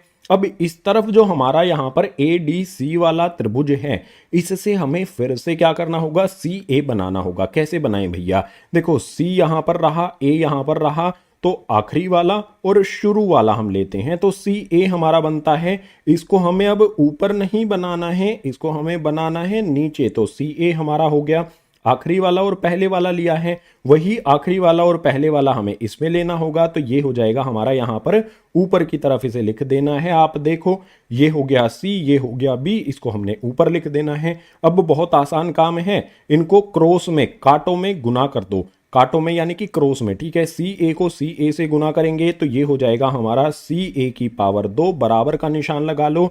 जो भी हमारा सी डी और सी बी है इनको गुना करेंगे तो हमारे पास सी बी गुना में आ जाएगा सी डी। क्या हमें यही दिखाना था, देख सकते हो मैच इसको कर सकते हो। क्वेश्चन नंबर 13 हमने कंप्लीट किया। क्वेश्चन नंबर 14 आपके सामने आ जाता है। इस क्वेश्चन को थोड़ा सा ध्यान से समझना क्योंकि इसका जो हल है वो काफी लंबा होने वाला है। तो इसमें कहता है कि एक त्रिभुज हमारे पास ए बी सी की भुजाएं ए बी ए सी तथा माध्यिका ए डी, एक अन्य त्रिभुज पी क्यू आर की भुजा पी क्यू पी आर और माध्यिका पी एम के क्रमशः समान अनुपाती हैं। दर्शाइए त्रिभुज ए बी सी समरूप होगा त्रिभुज पी क्यू आर के। बहुत आसानी से सबसे पहले हमें क्या करना है, दो त्रिभुजों का निर्माण कर लेना है। एक त्रिभुज हो जाएगा हमारा ए बी सी और इसकी एक माध्यिका भी यहां पर आएगी। तो माध्यिका बना लेते हैं। माध्यिका क्या होगी हमारी, इसकी ए डी माध्यिका है। ठीक है, यहां पर आप देख सकते हो माध्यिका है ए डी, तो हमने यहां पर ए और डी को जोड़ दिया। बिल्कुल इसी तरह से पी क्यू आर हम दूसरा यहां पर त्रिभुज बना लेंगे भैया। ये हमारा पी बिंदु, ये हमारा क्यू बिंदु, ये हमारा आर बिंदु हो जाता है और इसकी माध्यिका कितनी है, पी एम है भैया। तो पी से एम को यहां पर जोड़ देते हैं। जहां पर भी माध्यिका हमारी यहां पर आएगी ये वाला बिंदु हो जाएगा हमारा एम बिंदु। ठीक है, तो यहां पर जो जो जानकारी दी गई थी उसके अनुसार हमने त्रिभुज बना लिया है, उनकी माध्यिकाएं बना ली हैं। इसके बाद हमें क्या कहता है कि भैया ए बी ए सी और ए डी लिख लेते हैं इनको। तो यहाँ पर आ जाएगा मेरे पास ए बी, उसके बाद आ जाएगा मेरे पास यहाँ पर ए सी, और माध्यिका यहाँ पर आ जाती है ए डी। ये समान अनुपाती हैं भैया, दूसरे वाले त्रिभुज की जो भुजाएं हैं उनके समान अनुपाती हैं। कौन कौन सी भुजाओं के? पी क्यू, पी आर और पी एम। तो ए बी के नीचे सबसे पहले यहाँ पर आ जाएगा हमारे पास पी क्यू, बराबर का निशान लगा देंगे। यहाँ पर आ जाएगा हमारे पास पी आर, बराबर का निशान लगा करके यहाँ पर आ जाएगा हमारे पास पी एम। ये इस तरह से समान अनुपाती हैं।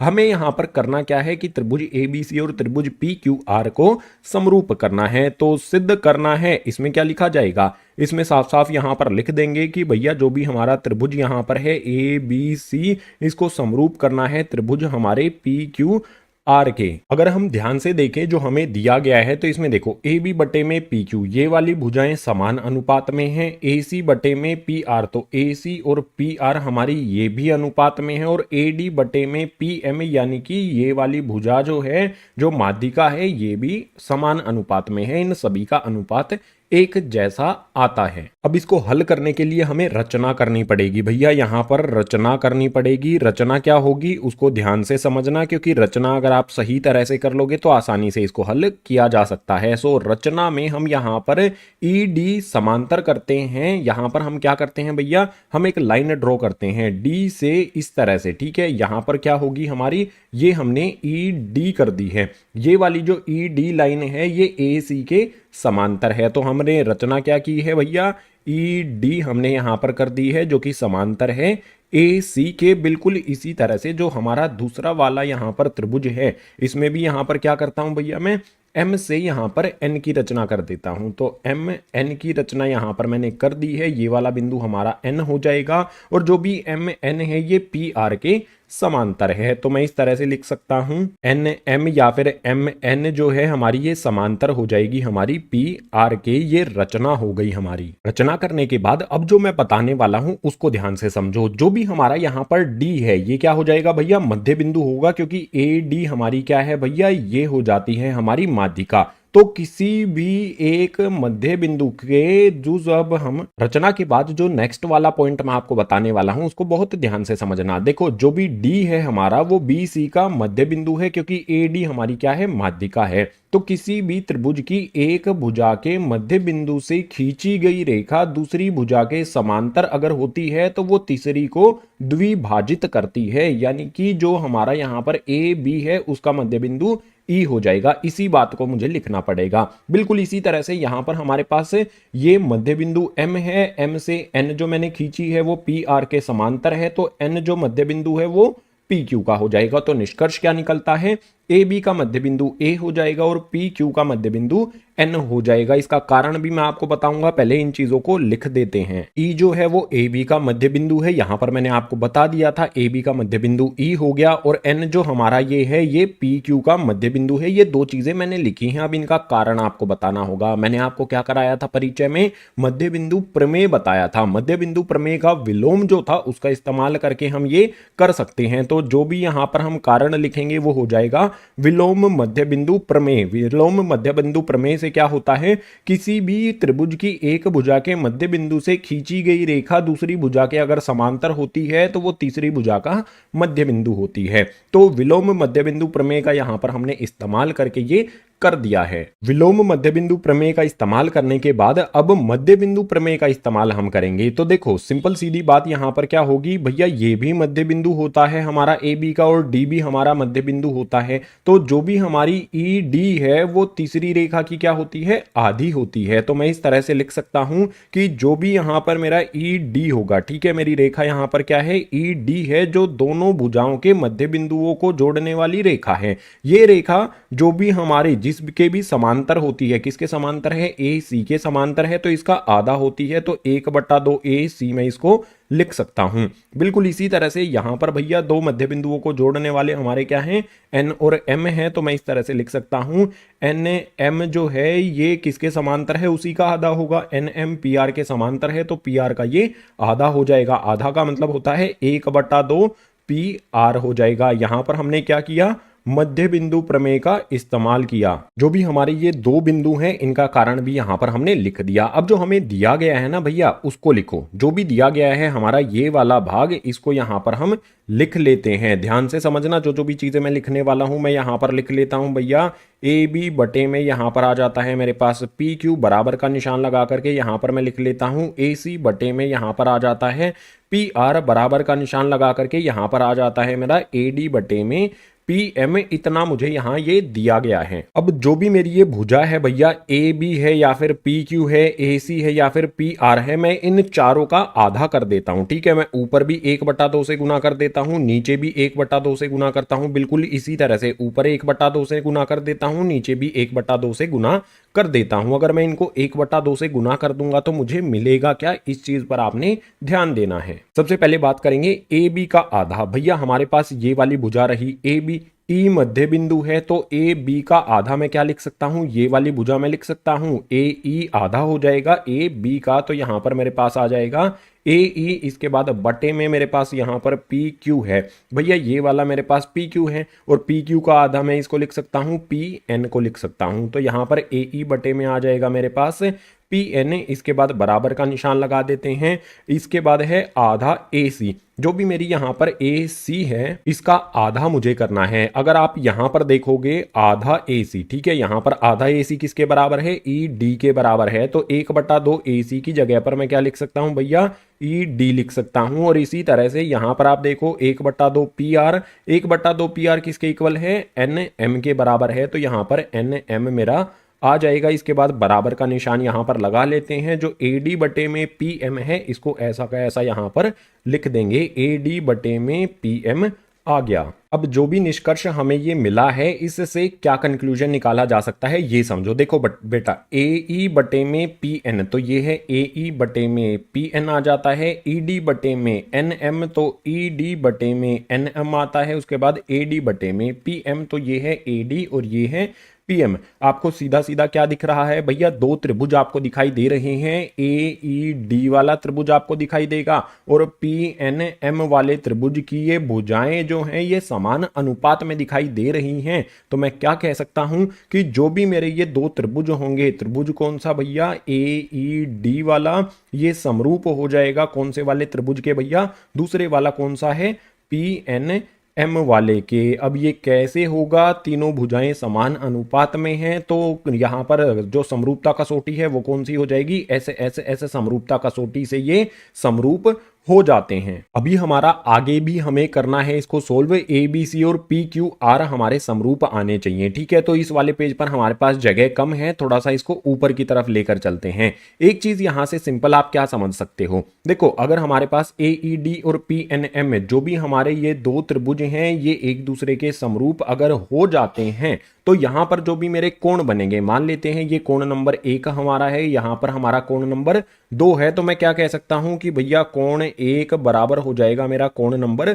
2 के। और ये दोनों बराबर क्यों होंगे, क्योंकि समरूप त्रिभुजों के संगत कोण हमेशा बराबर होते हैं। ये हो जाएगा हमारा यहां पर समीकरण नंबर पहला। अब यहां पर आपने बिल्कुल इसी तरह से, ठीक है, ध्यान से समझना आगे क्या बताने वाला हूं।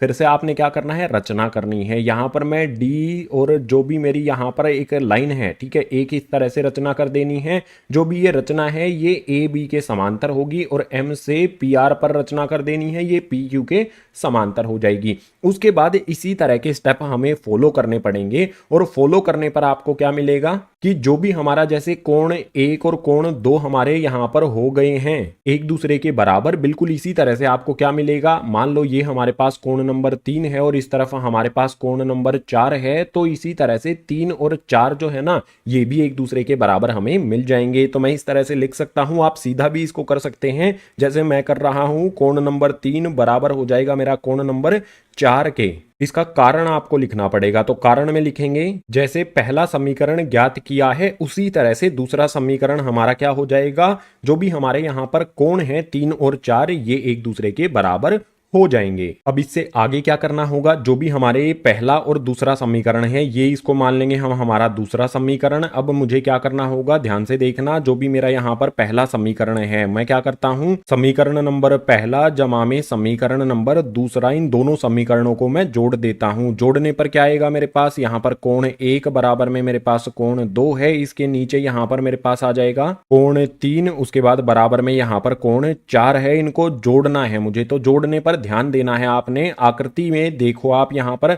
अगर मैं कोण 1 और कोण 3 को जोड़ देता हूं, ठीक है, अगर मैं इन कोण 1 और कोण 3 को जोड़ देता हूं तो कौन सा कोण बन जाएगा, ए बन जाएगा। ठीक है, तो नीचे आके यहाँ पर लिखते हैं, अगर 1 और 3 को जोड़ूंगा तो कोण ए बन जाएगा, बराबर का निशान यहाँ पर लगा लेते हैं। फिर से थोड़ा सा ऊपर करके देखेंगे, अगर मैं यहाँ पर कोण 2 और 4 इन दोनों को जोड़ देता हूं तो कौन सा बन जाएगा, कोण पी बन जाएगा। तो 2 और 4 को जोड़ने पर कोण पी यहां पर मेरे पास बन जाता है। इसको कहेंगे हम तीसरा समीकरण। जो हमारा ये तीसरा समीकरण आया है ये बहुत कुछ हमें बताएगा। तीसरे समीकरण ज्ञात करने के बाद जो हमें त्रिभुज समरूप करने हैं भैया, ये वाले जो त्रिभुज हमें समरूप करने हैं इनके बारे में लिखा जाएगा।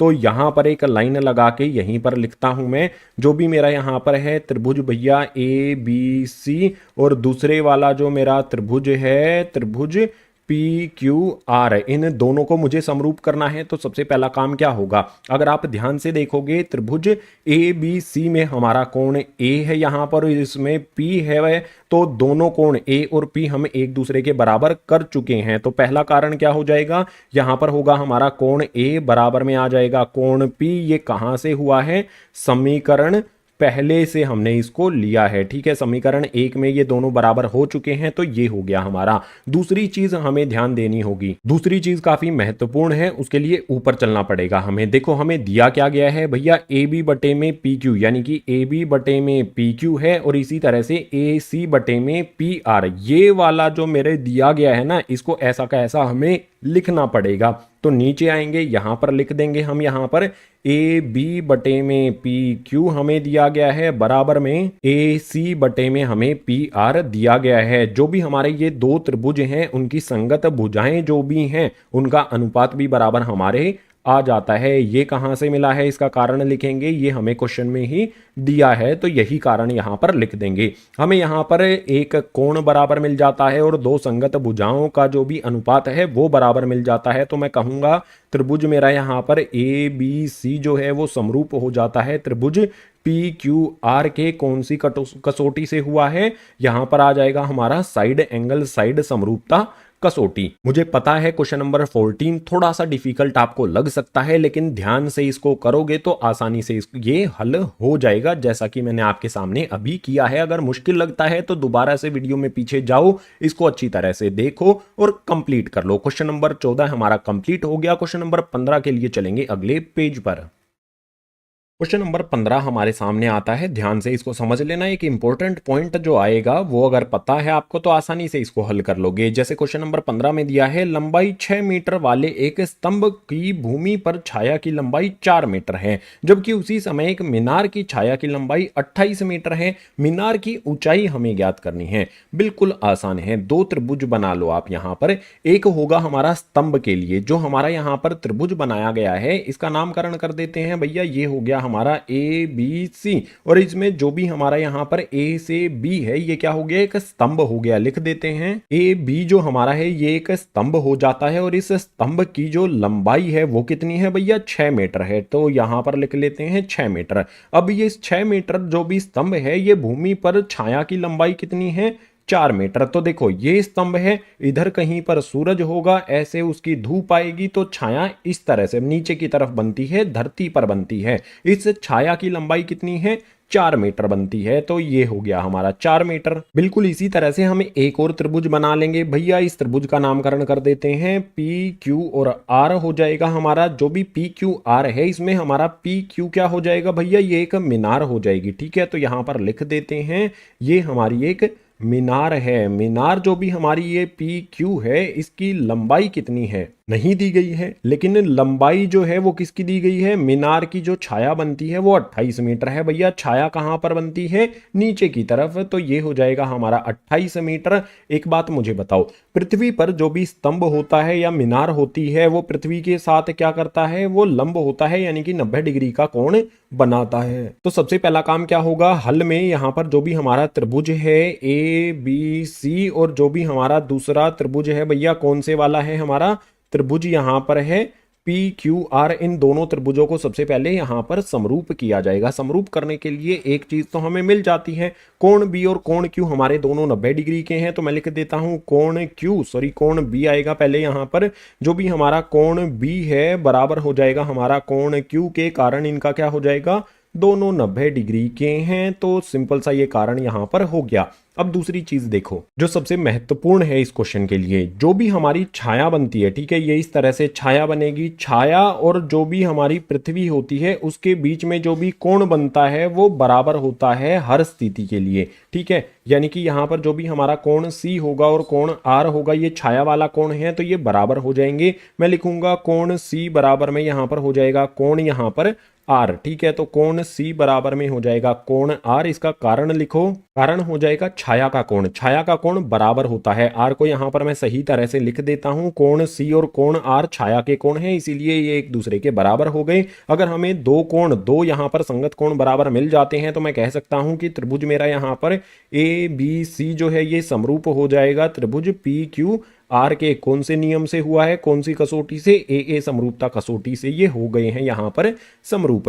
अब अगर समरूप हो जाते हैं तो इनकी संगत भुजाओं का जो अनुपात है वो बराबर होता है। तो मैं क्या कर सकता हूं भैया, ए बी बटे में लिख सकता हूं पी क्यू, लिख लेते हैं यहां पर भैया ए बी बटे में आ जाएगा यहां पर पी क्यू, बराबर का निशान लगा लेते हैं, बी सी बटे में आ जाएगा यहां पर क्यू आर। तो यहां पर आ जाएगा बी सी बटे में क्यू आर। अब इनका मान रख देते हैं। आप मुझे बताओ ए बी का मान कितना दिया गया है, 6 दिया गया है। पी क्यू का मान हमें नहीं पता है, तो यहां पर ए बी का मान रख देते हैं 6, पी क्यू हमारा ऐसा का ऐसा आ जाएगा, ये तो हमें ज्ञात ही करना है। इसके अलावा बी सी और क्यू आर का मान देखो 4 है और 28 है, तो BC के स्थान पर 4 आ जाएगा और QR के स्थान पर 28 हमारा आ जाएगा। अब इसको हल कर लेंगे। हल करने के लिए बहुत आसान चीज क्या रहेगी, 4 और 28 पहाड़े से काटे जा सकते हैं, तो 4 एकम 4 हो जाएगा। 28 कितने पर आता है, 7 पर आता है, तो ये 7 पर यहां पर कट जाएगा। अब क्या करना होगा भैया, क्रॉस में इस तरह से गुना कर देते हैं। PQ को मैं 1 से गुना करूंगा तो भैया ये मेरा PQ हो जाएगा, बराबर का निशान लगा लो। 7 को मैं यहां पर 6 से गुना करूंगा तो 7 6 की ये हो जाएगा 42। तो जो भी हमारा पी क्यू है वो मीनार की ऊंचाई है, वही हमें ज्ञात करनी है। उसका मान कितना आ गया, 42 मीटर। जो भी इसकी यूनिट है वो भी हमें लिख देनी है। तो ये हो जाएगा क्वेश्चन नंबर 15 का उत्तर। क्वेश्चन नंबर 16 हमारे सामने आ जाता है। इसमें दिया गया है एडी और पीएम त्रिभुज एबीसी और पीक्यूआर की क्रमशः माध्यिकाएं हैं। तो देखो बिल्कुल आसानी से समझो, हमारे पास एक त्रिभुज एबीसी है, एक त्रिभुज हमारे पास पीक्यूआर है। इनकी माध्यिका है भाई एडी एबीसी वाले त्रिभुज की और पीएम जो है ये पीक्यूआर वाले त्रिभुज की। इसके बाद हमें कहता है त्रिभुज एबीसी समरूप है त्रिभुज पीक्यूआर के, तो हमें इस चीज को सिद्ध करना है। जो भी हमारा ये त्रिभुज है ए बी सी, ये पी क्यू आर के समरूप है। ये दोनों त्रिभुज एक दूसरे के समरूप हैं। तो ए बी बटे में पी क्यू और ए डी बटे में पी एम, इसको कैसे सिद्ध कर सकते हैं।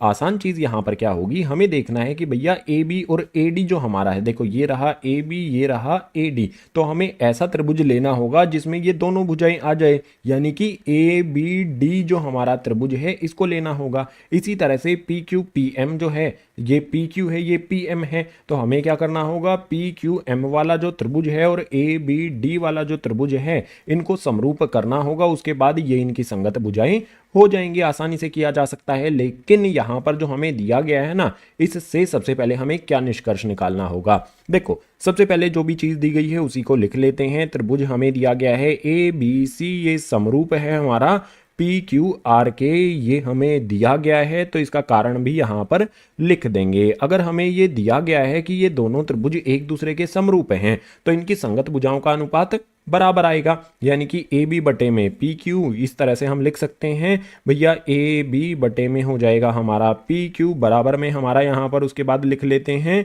जो भी बी सी है बटे में यहाँ पर हो जाएगा हमारा क्यू आर, इसके बाद आगे क्या हो जाएगा हमारा यहाँ पर ए सी बटे में हो जाएगा पी आर। यहाँ पर इनकी संगत भुजाओं का अनुपात बराबर आएगा।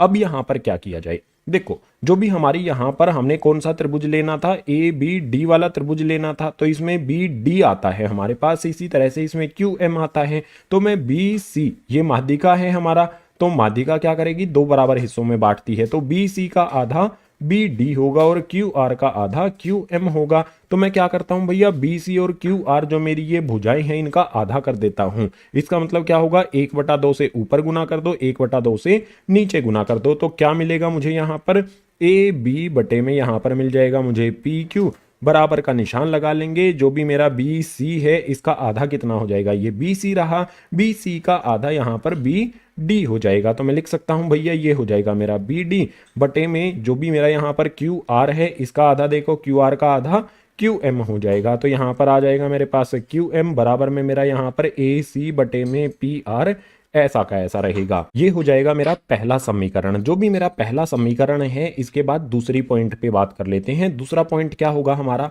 जो भी हमारे ए बी सी और पी क्यू आर त्रिभुज एक दूसरे के समरूप दिए गए हैं, तो भैया बी और जो क्यू है ये हमारे क्या हो जाएंगे, बराबर हो जाएंगे। मैं इस तरह से लिख सकता हूं कोण बी बराबर में हो जाएगा मेरा कोण क्यू, ये मेरा दूसरा समीकरण हो जाएगा भैया। अगर यहाँ पर हमारे पास दोनों त्रिभुज समरूप हैं तो इनके संगत कोण बराबर होते हैं। बहुत आसान निष्कर्ष हमने यहाँ पर निकाले हैं। अब यहाँ पर हमें कौन से त्रिभुज लेने थे, शुरुआत में मैंने बताया था ना, ए बी डी और हमारा पी क्यू एम, इन दो त्रिभुजों को हमें समरूप करना पड़ेगा। तो यहाँ पर मैं लिखता हूँ त्रिभुज मैंने कौन सा लिया भैया, ए बी डी ले लिया, और दूसरे वाला त्रिभुज मुझे कौन सा लेना है, यहाँ पर त्रिभुज यहाँ पर मैं ले लेता हूँ पी क्यू एम। इन दोनों में देखो क्या क्या चीजें हमें बराबर मिलती हैं भैया, ए बी डी में बी कोण आता है और पी क्यू एम में क्यू कोण आता है, दोनों एक दूसरे के बराबर होंगे। तो कोण बी बराबर में हो जाएगा हमारा कोण क्यू के। कैसे होगा भैया, समीकरण 1 आप देखोगे तो उससे हम इसको बराबर कर सकते हैं, या फिर समीकरण 1 में, सॉरी 2 में यहाँ पर, ठीक है, दूसरा जो समीकरण है इसमें हमने इसको बराबर कर दिया है। तो कारण इसका बदलना पड़ेगा, हमें समीकरण 2 यहां पर करना पड़ेगा। समीकरण 2 से ये दोनों कोण बराबर हो जाते हैं। इसके बाद जो इनकी संगत भुजाएं हैं, जो भी हमारा यहाँ पर कोण बी है इसके साथ वाली भुजा बी डी और ए बी होनी चाहिए, और कोण क्यू है तो क्यू एम और क्यू पी होनी चाहिए। तो हमें इस चीज पर ध्यान रखना पड़ेगा। देखो यहाँ पर हमारे पास ए बी और बी डी कौन से आते हैं, देखो ये रहा हमारे पास ए बी और ये रहा हमारे पास बी डी। बिल्कुल इसी तरह से यहाँ पर पी क्यू और क्यू एम है, तो देखो ये रहा पी क्यू और ये रहा क्यू एम। तो जो भी हमारे ये शुरुआत वाले दो अनुपात हैं इनको हम लिख देंगे। यहाँ पर हमारे पास आ जाएगा भैया ए बी बटे में आ जाएगा पी क्यू, बराबर का निशान लगा करके यहाँ पर आ जाएगा हमारे पास बी डी अपॉन में आ जाएगा यहाँ पर क्यू एम। ये कहाँ से मिला है हमें, ये मिला है हमें भैया समीकरण 1 से। समीकरण 1 से हमने ये लिख दिया। तो ये करने के बाद भैया हमारे पास एक कोण बराबर मिल जाता है। इसके अलावा दो भुजाएं जो संगत हैं उनके अनुपात भी बराबर आ जाते हैं। तो मैं क्या कहूंगा कि जो भी मेरा त्रिभुज यहाँ पर है ए बी डी वो समरूप हो जाएगा त्रिभुज हमारे पी क्यू एम के। कौन से नियम से होगा, यहाँ पर नियम बताना होगा। कौन सी कसौटी है, साइड एंगल साइड, यानी कि हमारे यहाँ पर भुजा कोण भुजा वाली समरूपता कसौटी से ये दोनों त्रिभुज हो गए हमारे यहाँ पर समरूप। अगर ये दोनों त्रिभुज हमारे समरूप हो जाते हैं तो बहुत आसान है ना। देखो इसमें शुरू में ए बी आता है, इसमें पी क्यू आता है, तो मैं इस तरह से लिख सकता हूँ कि भैया ए बी बटे में यहाँ पर मेरे पास आ जाएगा पी क्यू, ठीक है। इसके बाद बराबर हो जाएगा ये किसके भैया, जो भी मेरी यहाँ पर अगली भुजा है, देखो शुरू और लास्ट में क्या आता है ए डी आता है, तो यहाँ पर लिख लो भैया ए डी। इसी तरह से दूसरे वाले त्रिभुज के शुरू और लास्ट में क्या आता है पी एम आता है, तो यहाँ पर आ जाएगा मेरे पास पी एम में। क्या हमें यही सिद्ध करना था, एक बार चेक करो, मिलान करो, तो क्वेश्चन नंबर 16 भी हमारा कंप्लीट हो गया। इसी क्वेश्चन नंबर 16 के साथ प्रश्नावली 6.3 हो जाती है कंप्लीट। उम्मीद करूंगा जितने भी क्वेश्चन कराए गए हैं सभी के सभी आपको समझ आ गए होंगे। अगर आ गए हैं तो वीडियो को लाइक कर दो अभी की अभी, और अपने सहपाठी जो हैं कक्षा में साथ पढ़ने वाले जो छात्र हैं उनके साथ वीडियो को शेयर भी कर देना है। नए विद्यार्थी हो तो चैनल को सब्सक्राइब कर लो। कक्षा 10वीं की गणित की, विज्ञान की जो भी हिंदी माध्यम वाली वीडियोस हैं इसी तरह से चैनल पर आती रहेंगी, आपकी मदद यहां पर होती रहेगी। इसके अलावा जो भी हमारा ये पाठ है, पाठ नंबर 6, भाग 1 में हमने परिचय किया, भाग 2 में हमने प्रश्नावली 6.1 की, उसके बाद 6.2 और 6.3 भी हमने कंप्लीट कर ली हैं। यानी कि पाठ 6 परिचय और प्रश्नावलियां सभी कंप्लीट हो चुकी हैं। अगर कोई भी भाग या कोई भी प्रश्नावली आपको देखनी है तो सभी के लिंक आपको नीचे डिस्क्रिप्शन बॉक्स में दिए गए हैं। इन सभी को देख लेना है, अच्छी तरह से इनको समझ लेना है। तो इस वीडियो में इतना ही। मैं आपसे मिलूंगा इसी तरह की अगली वीडियो में।